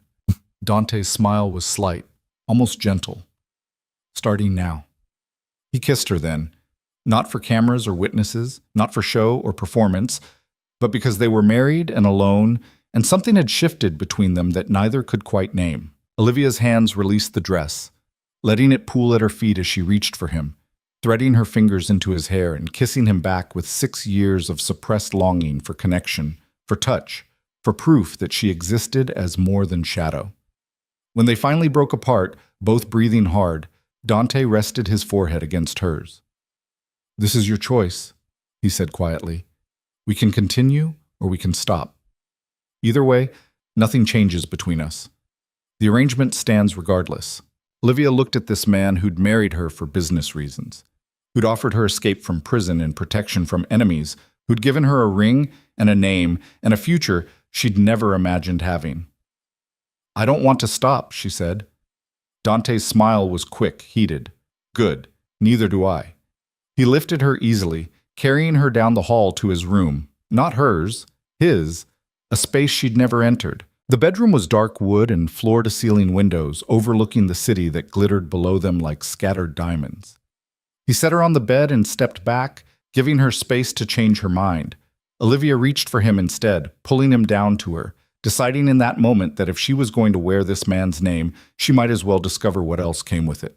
Their wedding night was nothing like the clinical transaction she'd expected. Dante was attentive, careful, taking time to learn what made her gasp and shiver.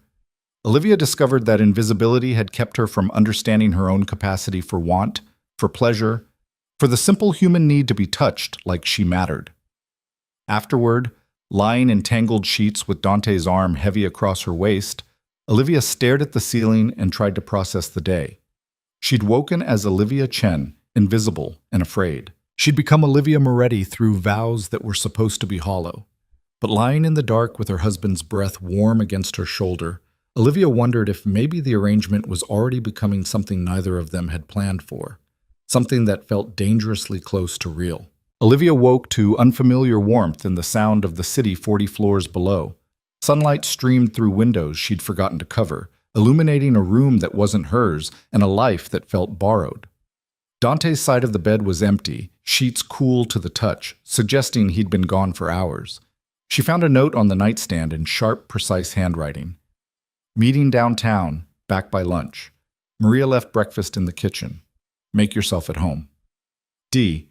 Make yourself at home. As if that were simple.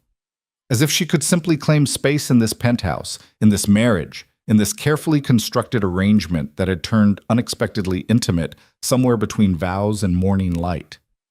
Olivia pulled on the robe hanging in Dante's closet, his scent still clinging to the fabric, and ventured into the kitchen, where Maria had indeed left a spread worthy of a hotel. Coffee, pastries, fruit, yogurt, arranged with the precision of someone who understood presentation mattered.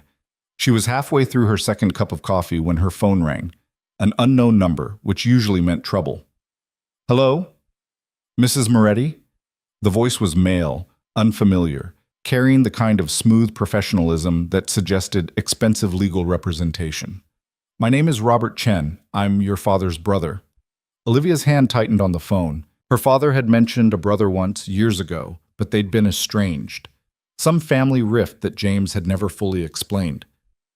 I don't understand. Why are you calling? Because I heard about your marriage, and because I need to tell you something about your father's estate that Victoria has been hiding from you. Robert's voice dropped. Can we meet? Today, if possible. This can't be discussed over the phone. Every instinct screamed trap. Victoria had 6 years to plant landmines, and family members appearing from nowhere seemed exactly like her style. I need to speak with my husband first. Of course. But Mrs. Moretti, please, this concerns money that's rightfully yours. Money Victoria has been stealing since your father died. If you want the truth, meet me at Cafe Bellini at 2 o'clock. Come alone. The line went dead before Olivia could respond. She sat staring at her phone, trying to process this new complication. An uncle she'd never met, claiming Victoria had stolen more than Olivia knew about, demanding a private meeting. It sounded like precisely the kind of scheme Dante had warned her about. People trying to use her as leverage, to exploit her newness to his world. But what if it was real? Olivia called Dante. He answered on the second ring, traffic noise in the background. What's wrong? How do you know something's wrong? Because you never call me. His voice carried dry amusement. What happened? Olivia explained the call, Robert's claims, the request for a meeting. Dante was silent for several seconds. It could be legitimate, he said finally. James Chen did have a younger brother. They had a falling out over the family business before James married your mother. Robert moved to Los Angeles, started his own import company. They hadn't spoken in 20 years when your father died. How do you know that? I know everything about your family, Olivia. I told you, I don't make decisions without research. She heard him speaking to someone else, muffled instructions. Don't go to that meeting alone. I'll meet you there at 2. If Robert has information, he can share it with both of us. He said to come alone. I don't care what he said. You're my wife. That means you don't walk into potential traps without backup. His tone softened slightly. Trust me on this. Please. The please surprised her. Dante didn't seem like a man who said please often. Okay, I'll wait for you. Good, I'll be home in an hour. We'll talk strategy. Olivia spent the next hour researching Robert Chen online. He existed, import business in Los Angeles, moderately successful, no obvious red flags or criminal history. Photos showed a man who looked like her father might have if he'd lived another 20 years. Same eyes, same serious expression. Dante arrived precisely an hour later, still wearing his meeting suit but with his tie loosened and tension evident in his shoulders. Long morning? Olivia asked as he poured himself coffee. The property deal is getting complicated. The seller wants additional assurances about my intentions for the land. Dante leaned against the counter, studying her. But that's my problem. Let's focus on yours. Tell me everything Robert said. Exact words. Olivia recounted the conversation. Dante listened without interrupting, his expression growing thoughtful. Victoria stealing from your father's estate makes sense, he said when she finished. She had access to his accounts, knowledge of his assets, and 6 years to move money around before you turn 25. If Robert has proof, it could be leverage we can use. Or it could be a scheme to extort money from us. Also possible, which is why we go together, listen to what he has to say, and verify everything before committing to anything. Dante set down his coffee. Change into something professional, but not expensive. We want to look successful, but not flashy. And bring your father's death certificate and will. We'll need them if Robert's claims have merit. Café Bellini occupied a corner in the financial district, the kind of place where deals happened over espresso and handshakes sealed fortunes. Olivia and Dante arrived 10 minutes early, claiming a table near the back with sight lines to all entrances. Robert Chen arrived exactly at 2, looking older than his photos suggested. He spotted Olivia immediately. The family resemblance was unmistakable, and his expression shifted from cautious hope to concern when he saw Dante. Mrs. Moretti? Robert extended his hand as he reached their table. And Mr. Moretti, I asked your niece to come alone. My wife doesn't go anywhere alone when strangers make cryptic phone calls, Dante said mildly. Sit. Tell us what you know. Robert sat slowly, assessing Dante with the wariness of a man who recognized danger. I suppose you know who I am. James Chen's younger brother, estranged for 2 decades over a business dispute. You moved to Los Angeles, built your own import company, and had no contact with James before his death. Dante's voice was neutral. What I don't know is why you're contacting his daughter now. Because I just found out Victoria has been systematically looting the estate James left for Olivia. Robert pulled out a folder, spreading documents across the table. I hired a forensic accountant after I heard about the marriage. James and I might have been estranged, but he was still my brother. I wanted to make sure Olivia was protected. Olivia leaned forward, scanning the documents. Bank statements, transaction records, property transfers, all dated within months of her father's death. James left you more than the $2 million in the trust fund, Robert said quietly. He left you $5 million total.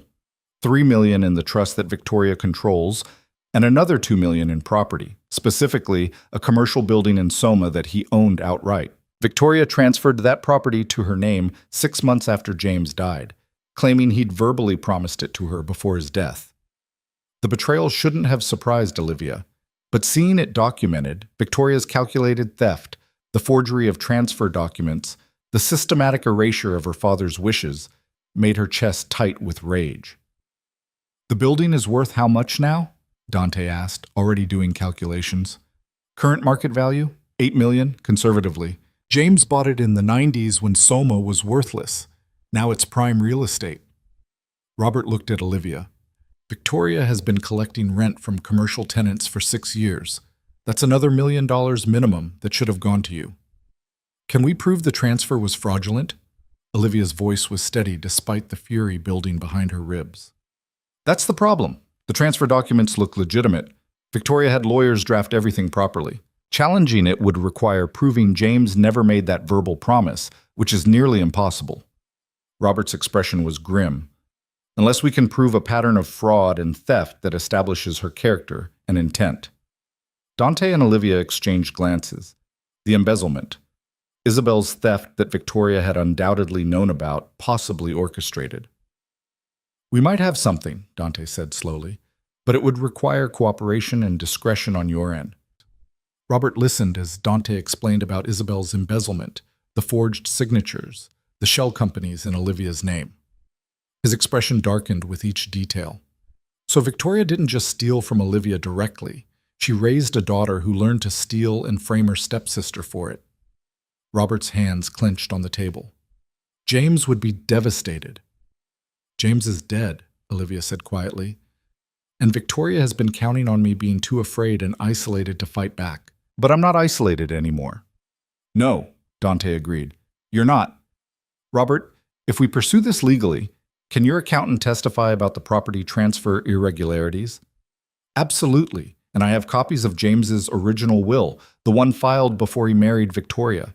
It clearly states his intention to leave the Soma property to Olivia. Robert met Olivia's eyes. I'm sorry I wasn't there after he died. I should have checked on you, made sure Victoria wasn't. You didn't know me. We'd never met. You owed me nothing. Olivia's voice was firm. But you're here now. That matters. They spent another hour reviewing documents, building a timeline of Victoria's theft. Robert had been thorough, bank records showing unexplained transfers, property tax documents revealing ownership changes, rental income reports that should have gone to Olivia's trust but disappeared into Victoria's accounts instead. This is enough for a civil suit, Dante said finally. Fraud, breach of fiduciary duty, conversion of assets. We can file this week. Victoria will fight, Robert warned. She has resources, connections, expensive lawyers. So do I. Dante's smile was cold. And unlike Victoria, I don't lose. They left the cafe with Robert's evidence secured in Dante's briefcase. In the car, Olivia stared out the window, processing everything. You're quiet, Dante observed. I'm calculating how much of my life Victoria stole. Not just money, time, opportunities, the education I could have had, the freedom I should have been able to claim at 18 instead of 25. Olivia's jaw clenched. She took everything and made me feel grateful for scraps. And now you take it back, with interest. Dante's hand found hers, squeezing gently. This is what I meant about protection. You're not fighting alone anymore. Back at the penthouse, Dante immediately called his lawyers. Olivia listened as he outlined the situation with clinical precision, demanding action plans and timeline projections. When he finally hung up, his expression was satisfied. We file the civil suit on Monday. Richard thinks we can get a temporary restraining order preventing Victoria from selling or transferring any assets until the case resolves. He's also going to petition for a full forensic audit of your father's estate. How long will this take? Months. Maybe a year. Victoria will drag it out as long as possible. Dante poured them both wine. But the outcome is certain. The evidence is overwhelming. She'll either settle or lose in court. Either way, you get your property back. Olivia accepted the wine, her mind already racing ahead. What happens to Victoria when she loses? Depends on how aggressive we want to be. At minimum, she loses the property and has to pay restitution for the rental income. At maximum, we pursue criminal fraud charges, and she faces prison time. The thought of Victoria in prison should have been satisfying. Instead, Olivia felt oddly empty. I don't want revenge, she said slowly. I want justice. I want my property back, the money she stole, acknowledgement that what she did was wrong. But sending her to prison doesn't give me anything except the satisfaction of watching her suffer. And I don't want to become someone who finds satisfaction in that. Dante studied her for a long moment. You're better than she deserves. Maybe. Or maybe I'm just tired of letting her take up space in my head. Olivia sipped her wine. She's already lost, Dante. I have everything she wanted. Money, status, a powerful husband who actually protects me. Making her suffer more doesn't change what I have. It just makes me more like her.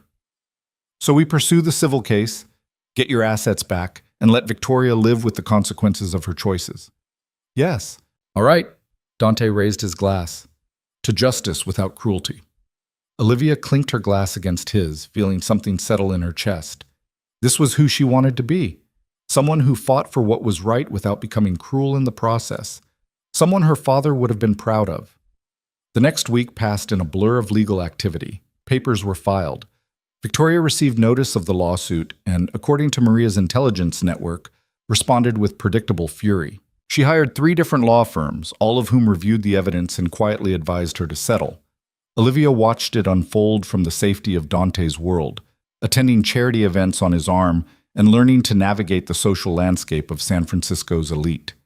People who'd ignored her at Isabel's engagement party now sought her attention, angling for introductions to Dante through proximity to his wife. It was surreal, being visible, being important simply because she wore Dante's ring and name. 2 weeks after the wedding, Dante came home with news that changed everything. The property seller agreed to my terms, he announced, loosening his tie as he entered the penthouse. We close on the Soma development next month. Olivia looked up from the book she'd been reading. That's the deal you needed the wife for? That's the one. $50 million purchase, another $100 million in development costs over 3 years. Dante poured himself scotch. And now I need to tell you what I'm actually building. He pulled out architectural plans, spreading them across the dining table. Olivia moved closer, studying the detailed drawings. This isn't residential development, she said slowly. No, it's a community center. 20,000 square feet of space dedicated to job training, childcare, legal aid, healthcare services, and temporary housing for families in crisis. Dante's finger traced the layout. The ground floor is medical and dental clinics, free services for anyone who needs them. Second floor is classrooms for GED programs, vocational training, ESL courses. Third floor is legal aid, immigration lawyers, tenant rights advocates, family law specialists. Fourth floor is emergency housing, 20 units for families escaping domestic violence or homelessness. Olivia stared at the plans, then at Dante. This is what you needed $50 million for? To build a charity? To build a legacy that means something. Dante's voice was quiet, but intense. My father died young. My mother raised me alone because no one would help her. No childcare, no job training, no legal protection when landlords tried to exploit her. She survived through pure determination and luck. Most people don't have that much luck. So you're building the support system your mother never had. I'm building the support system a lot of people never have. San Francisco is expensive, hostile to anyone without resources. This center gives people a fighting chance. He looked at her. The seller was traditional, conservative. He wanted to know the property would be used to help families, to build community. A married man with stable family values was more credible than a bachelor with my reputation. Understanding crystallized in Olivia's mind. You didn't just need any wife. You needed someone who would understand why this matters. Someone who knows what it's like to need help and have nowhere to turn. Yes, Dante's expression was unguarded in a way she'd never seen. I researched you before that engagement party, Olivia. I knew about Victoria's abuse, the storage room, the way you'd been systematically erased from your own life. I knew you'd understand what this center represents because you've lived the kind of powerlessness it's designed to address.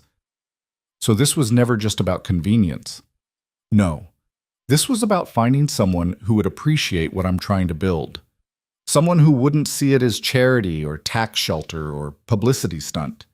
Dante's hand covered hers on the architectural plans.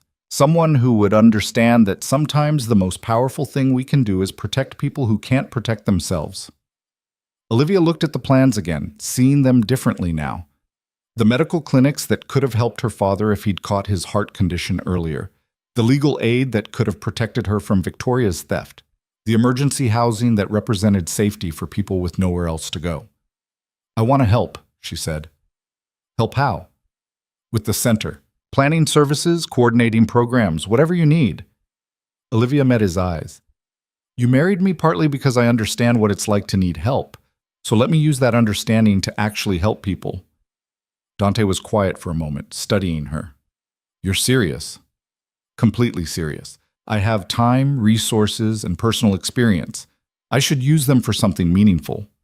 It would mean meetings, site visits, coordination with nonprofits and service providers. Real work, not just ceremonial ribbon cutting. Good. I want real work. Olivia's voice was firm. I've spent 6 years being ornamental. I'm done with that. Something shifted in Dante's expression.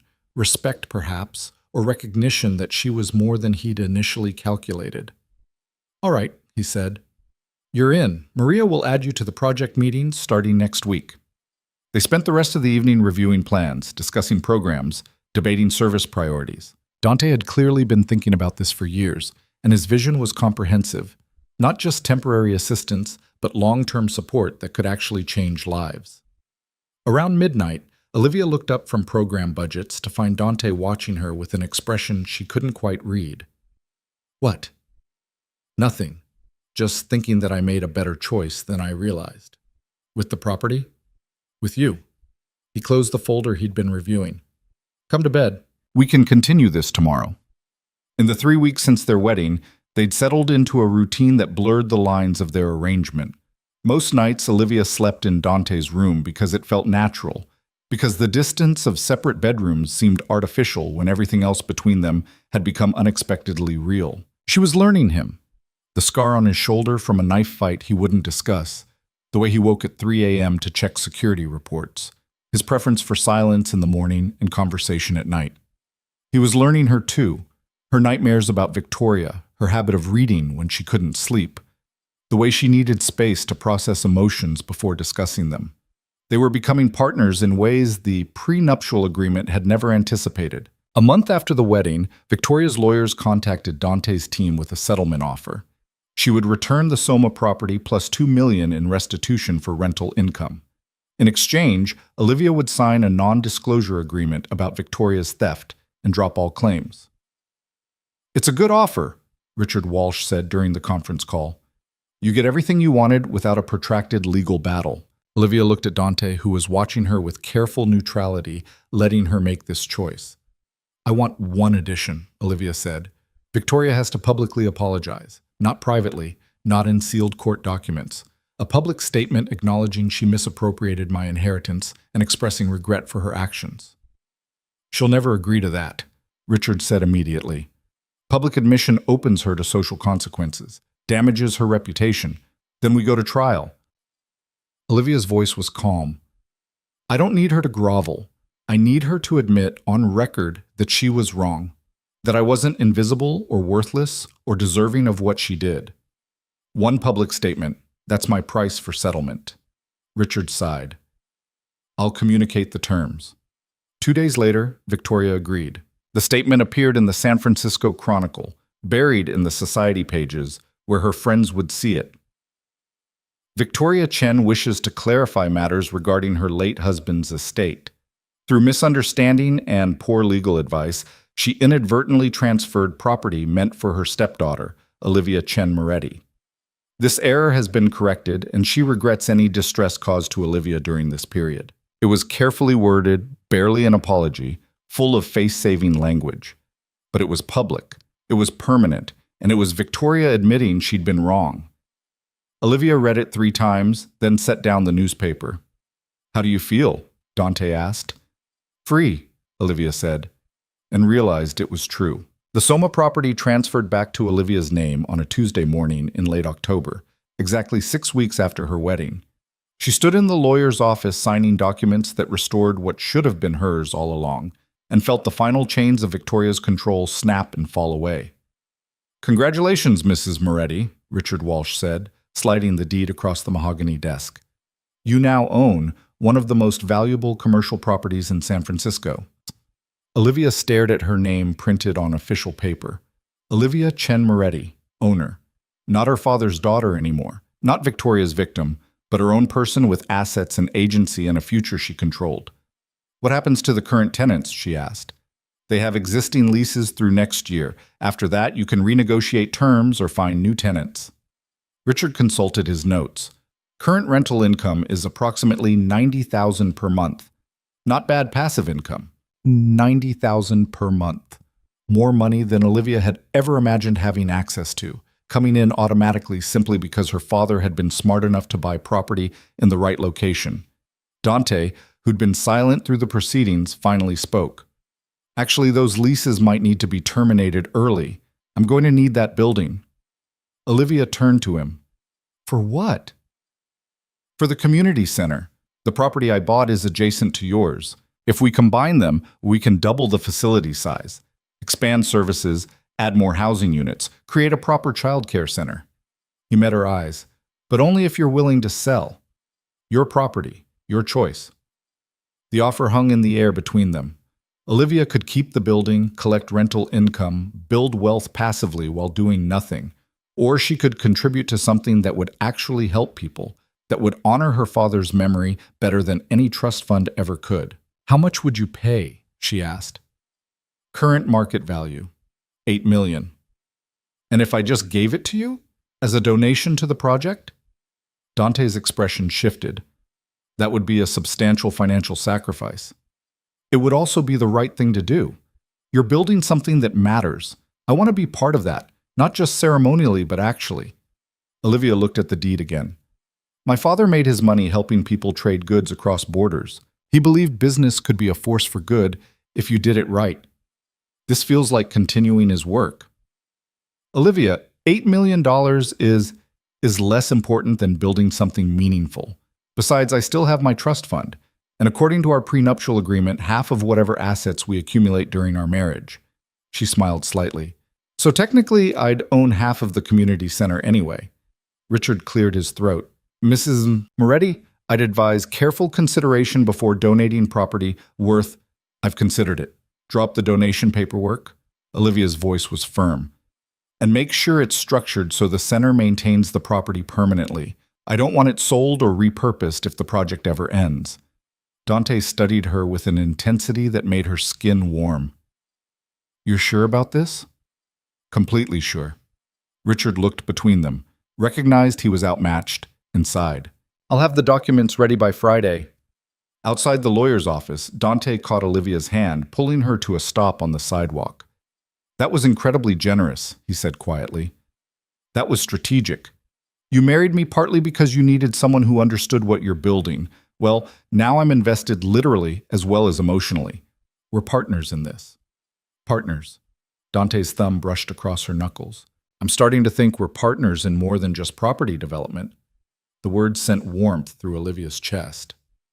In the 6 weeks since their wedding, something had shifted between them, the transactional arrangement evolving into genuine partnership, the careful distance collapsing into intimacy that felt less like convenience and more like choice. Are you saying our business arrangement is becoming personal, Mr. Moretti? I'm saying I didn't expect to actually like you, or respect you, or want to come home early from meetings just to hear about your day. His expression was unguarded, vulnerable in a way she'd rarely seen. I'm saying the 2-year timeline is starting to feel arbitrary. Olivia's breath caught.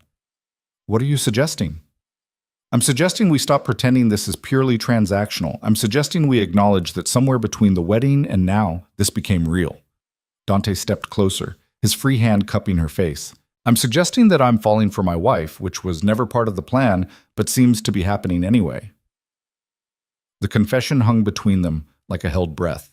Olivia searched his face for signs of manipulation, calculation, anything that suggested this was another angle in whatever game powerful men played. She found only honesty, raw and slightly uncomfortable, as if Dante was admitting something he hadn't meant to feel. I'm falling too, she whispered. I didn't want to. I told myself this was just survival, just pragmatic choice. But somewhere between your mother's kitchen and the community center plans and you asking my opinion instead of just making decisions, she paused, finding words for feelings she'd been avoiding. Somewhere in there, I stopped being your convenient wife and started being just your wife. And I don't know what to do with that. Neither do I. Dante's smile was crooked, almost boyish. But I think we figure it out together. He kissed her there on the sidewalk outside the lawyer's office, in full view of passing strangers and the security detail that shadowed their movements. It was different than the wedding kiss, different than the careful intimacy of their nights together. This kiss felt like a promise neither of them had planned to make, but both were ready to keep. When they separated, Olivia felt lighter than she had in years. So what happens now? Now we go home, and then we go to the property site. I want you to see what we're building. Dante's eyes gleamed with something like excitement. If you're donating $8 million, you should understand exactly where it's going. The combined properties occupied a full city block in Soma, currently home to a dilapidated warehouse and Olivia's commercial building with its outdated tenants. Dante walked her through the space, describing his vision with the passion of someone who'd been planning this for years. Medical clinic here, with dental on the mezzanine level. Free services, but we'll also bill insurance for patients who have it. That revenue helps sustain operations. He pointed to an open area. Childcare center there. Full-day programs for working parents, early intervention services for kids who need extra support. My mother had to leave me alone when she worked night shifts. No kid should have to grow up like that. Olivia listened as he described job training programs, legal aid services, emergency housing units designed to give families breathing room while they rebuilt their lives. Every detail reflected careful thought about how to actually help people rather than just appear charitable. What about staff? She asked.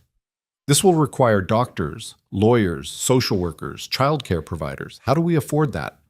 Combination of grant funding, volunteer professionals, and endowment income. I'm putting 20 million into an endowment that generates operating revenue.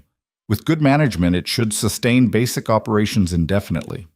Dante paused. And I'm hoping you'll help recruit volunteer professionals. You have connections now, society contacts, charity boards, wealthy people looking for meaningful ways to give back. Put them to work. The idea sparked something in Olivia's mind. I could host a fundraiser, not just for money, but for commitments. Doctors agreeing to volunteer hours, lawyers signing up for pro bono work, companies donating supplies. Make it social. Make it prestigious to be involved. You want to throw a party to recruit volunteers? I want to leverage the world you've given me access to. All those people who suddenly care what I think because I'm your wife? Let's make them put their money and time where their social climbing is. Olivia's smile was sharp. Victoria taught me how society works. I might as well use that education for something productive. Dante laughed, genuine and surprised. You're brilliant. Do it. Maria can help with logistics. They spent the rest of the afternoon walking the property, discussing possibilities, refining plans. When Olivia's feet started aching from walking on uneven floors and heels, Dante lifted her effortlessly, carrying her back to the car while she protested and laughed. I can walk. I know, but this is faster. He set her in the car with unexpected gentleness. And I like carrying you. That's very caveman of you. You married a dangerous man, remember? Caveman tendencies come with the territory.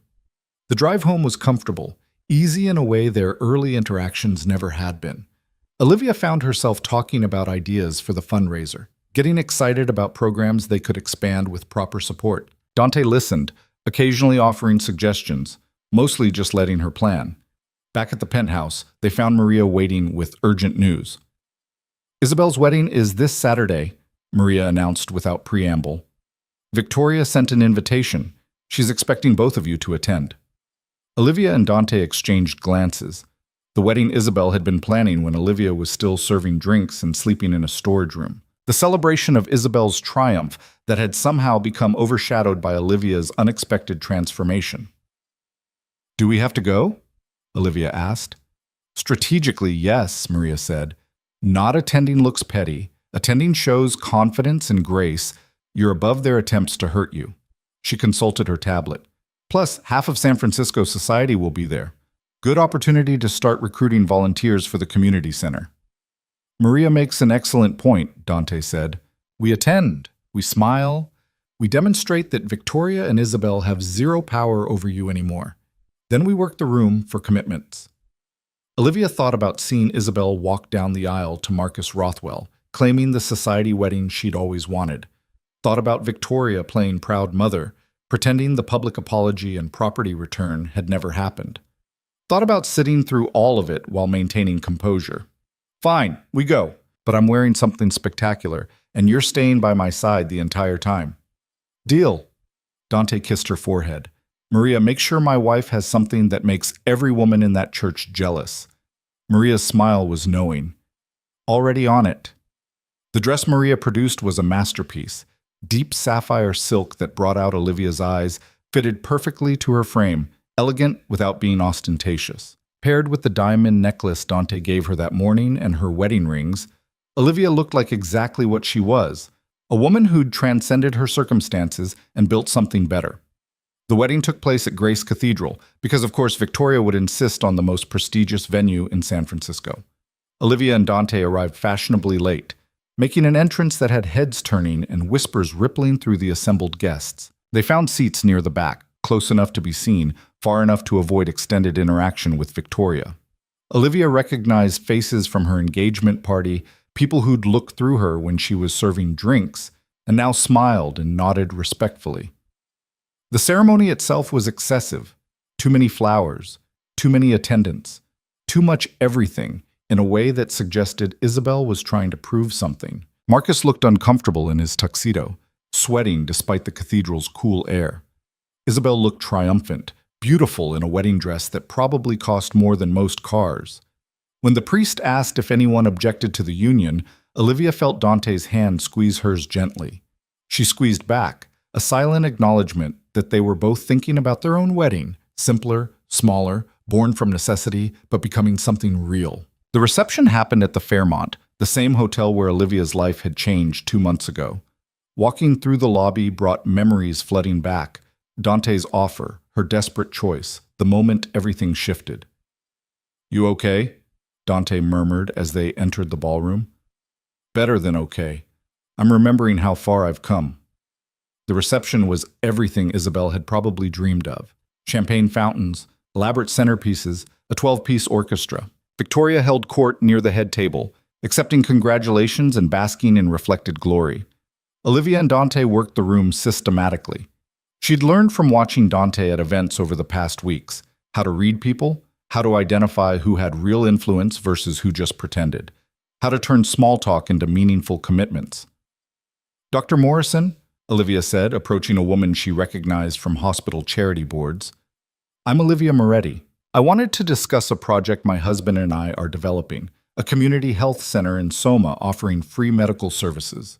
We're looking for volunteer physicians to donate a few hours monthly. Would that interest you?" Dr. Morrison's eyes lit up. "Actually, yes. I've been looking for more meaningful pro bono work. Tell me more." By the time dinner was served, Olivia had collected business cards from 3 doctors, 2 lawyers, a corporate foundation director, and a child care specialist. Dante watched her work with obvious pride, occasionally stepping in to provide details about the facility or financials. Victoria finally cornered them near the dessert table, her smile fixed and brittle. "Olivia, how generous of you to attend your sister's wedding." "Stepsister," Olivia corrected gently. "And it's my pleasure. Isabel looks beautiful." "She does, doesn't she? Though I hear you've been quite busy yourself. Community centers and charity work, how philanthropic." Victoria's tone suggested she found it anything but admirable. "Olivia is an excellent partner," Dante said smoothly. "She has vision I didn't anticipate." "I'm sure." Victoria's gaze flicked to Olivia's necklace, her rings, the dress that screamed expensive taste. "You've certainly landed well. I hope you appreciate what you have."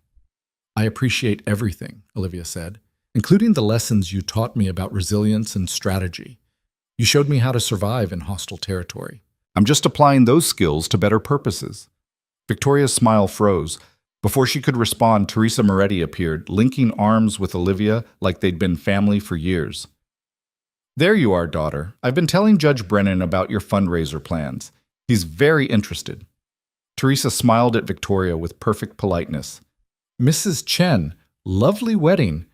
Though I think I prefer more intimate affairs, like my son's wedding.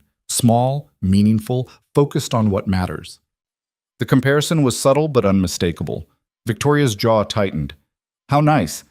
If you'll excuse me, I should check on the bride." She retreated with as much dignity as she could manage. Teresa watched her go with satisfaction. "That woman has always been insufferable. I'm glad you escaped her, Olivia." Teresa patted her hand. "Now, introduce me to those doctors you've been recruiting. I want to help." The rest of the evening passed in a blur of networking and strategic conversation. Olivia found herself genuinely enjoying the reception, not because of the opulence or celebration, but because she was using Victoria's world against her, turning a space that had once excluded Olivia into a recruiting ground for something meaningful. When Isabel and Marcus cut the cake, Olivia watched from Dante's side, feeling nothing but mild pity for her stepsister. Isabel had her society wedding, her wealthy husband, the life she'd always wanted. But she'd also married a man she didn't love for money and status. A transaction without even the potential for genuine partnership. "What are you thinking?" Dante asked softly. "That I got the better deal. Isabel married for status and settled for tolerance. I married for survival and found partnership." Olivia leaned into him. "I'm thinking I'm the lucky one." "We both are." His arm tightened around her waist. "Ready to go home?" "More than ready." They said their goodbyes and slipped out before the bouquet toss, escaping into the cool San Francisco night. In the car, Olivia kicked off her heels and leaned her head on Dante's shoulder. "Thank you for coming with me. Thank you for letting me. I know that wasn't easy." "It was easier than I expected. Seeing Victoria and Isabel just made me grateful for what I have instead of angry about what they tried to take." Olivia was quiet for a moment. "Do you ever regret it? Marrying me instead of finding someone more conventional?" "Never." Dante's answer was immediate. Certain. You're exactly who I needed, Olivia. Someone real. Someone who understands that power means nothing if you don't use it to protect people who need protection. Someone who donated $8 million to a community center without hesitation because it was the right thing to do. He tilted her face up to meet his eyes. I married you to close a property deal. I'm keeping you because I can't imagine my life without you in it. Olivia's throat tightened with emotion. The 2-year timeline is irrelevant. This is real now. What we have, what we're building together, the partnership we've created, that doesn't end because a contract says it can. Dante's voice was fierce, possessive. You're mine, Olivia, not because I bought you or trapped you, but because you chose to stay. And I'm yours for exactly the same reason. She kissed him then, deep and thorough, pouring 6 weeks of growing feelings into the connection. When they finally separated, both breathing hard, Olivia smiled. So we're really doing this? Real marriage, not just arrangement? We've been doing it for weeks. We're just finally admitting it. The months that followed were a whirlwind of construction, planning, and preparation. The community center began taking shape. The combined properties transformed into something beautiful and functional. Olivia threw herself into the project with focus that surprised even Maria, coordinating with contractors, meeting with service providers, hosting fundraisers that brought in both money and volunteer commitments.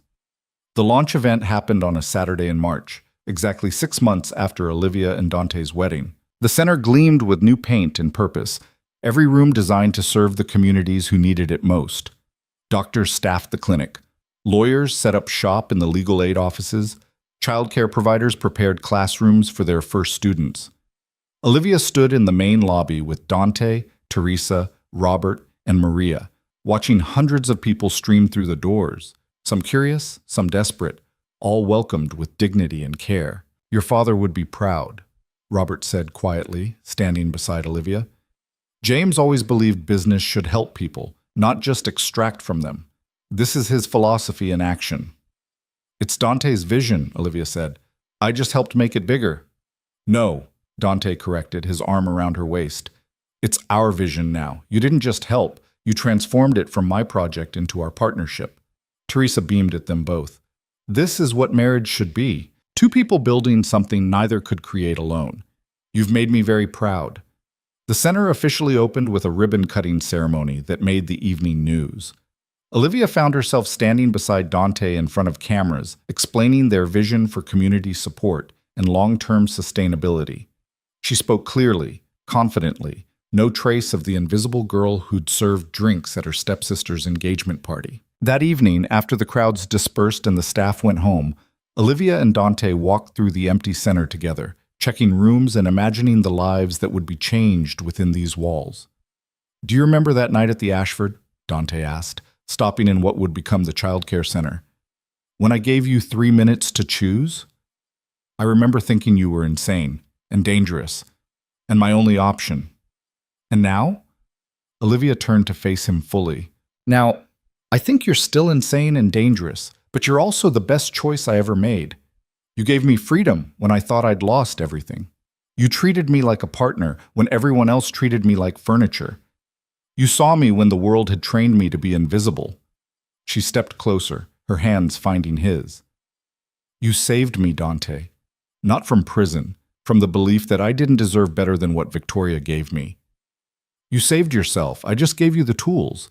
Dante's hands framed her face. But I'm glad I could be part of your transformation. Watching you become who you were always meant to be has been the privilege of my life. Even though you didn't sign up for any of this? The real feelings, the actual partnership? Especially because of that. The deal brought us together, but what we built, that was all choice. Every day, choosing each other, choosing partnership over transaction, choosing to transform an arrangement into something real. His thumbs brushed her cheekbones. I love you, Olivia. I probably started falling the moment you called our marriage convenient and refused to pretend it was anything else. But I definitely knew when you donated $8 million without hesitation because it was right. Olivia's eyes filled with tears, happy ones, for the first time in longer than she could remember. I love you too, which is terrifying and wonderful and nothing like I expected when I said yes in that hotel corridor. Good terrifying or bad terrifying? The best kind. The kind that means I'm actually living instead of just surviving. They kissed in the empty childcare center that would soon fill with children who needed safe spaces and second chances. Kissed in the building they'd created together from Dante's vision and Olivia's resources, and their shared commitment to being better than the cruelty they'd both witnessed. When they finally pulled apart, Dante smiled, genuine, warm, nothing calculated about it. Happy 6-month anniversary, Mrs. Moretti. Happy 6 months, Mr. Moretti. Here's to many more. They left the center hand in hand, walking into the San Francisco night together. Behind them, the building stood ready to welcome people who needed help, to provide services that could change lives, to be the support system neither Dante nor Olivia had fully had when they needed it most. Ahead of them stretched the future. 18 more months until their original 2-year contract ended, and then the rest of their lives to continue building the partnership that had emerged from desperation and calculation and transformed into something neither had expected. Love born from necessity, grown through choice, strengthened by shared purpose. Olivia had entered Dante's world to escape prison and Victoria's cruelty. She'd married a dangerous man in a desperate bargain that should have been purely transactional. Instead, she'd found partnership, purpose, and the kind of love that doesn't announce itself with romance and flowers, but builds slowly through late-night planning sessions and shared values, and two people choosing each other repeatedly until choice becomes commitment and commitment becomes forever. The girl who'd been invisible had become a woman who mattered, not because she'd married power, but because she'd learned to wield her own strength, to value herself as much as others should have valued her all along, to understand that true freedom comes not from escape, but from building a life worth living. And the man who'd needed a convenient wife had found an equal partner, someone who challenged him to be better, who shared his vision for using power to protect rather than exploit, who transformed his business arrangement into a marriage that meant something beyond contracts and timelines. 6 months ago, Olivia Chen had stood in a hotel corridor with 3 minutes to choose between prison and marriage to a stranger. Tonight, Olivia Moretti stood beside her husband in front of the community center they'd built together, looking toward a future she'd helped create, surrounded by evidence that sometimes the most desperate choices lead to the most unexpected joy. She had chosen survival and found love, had accepted a cage and discovered freedom, had married for escape and built a partnership that felt like coming home. And for the first time since her father died, Olivia wasn't just surviving the life she'd been given. She was living the life she'd chosen, with the partner she'd found in the most unlikely circumstances, building something that would matter long after they were gone. The invisible girl had become visible not through marriage or money, but through the simple, radical act of believing she deserved more than cruelty, more than invisibility, more than survival.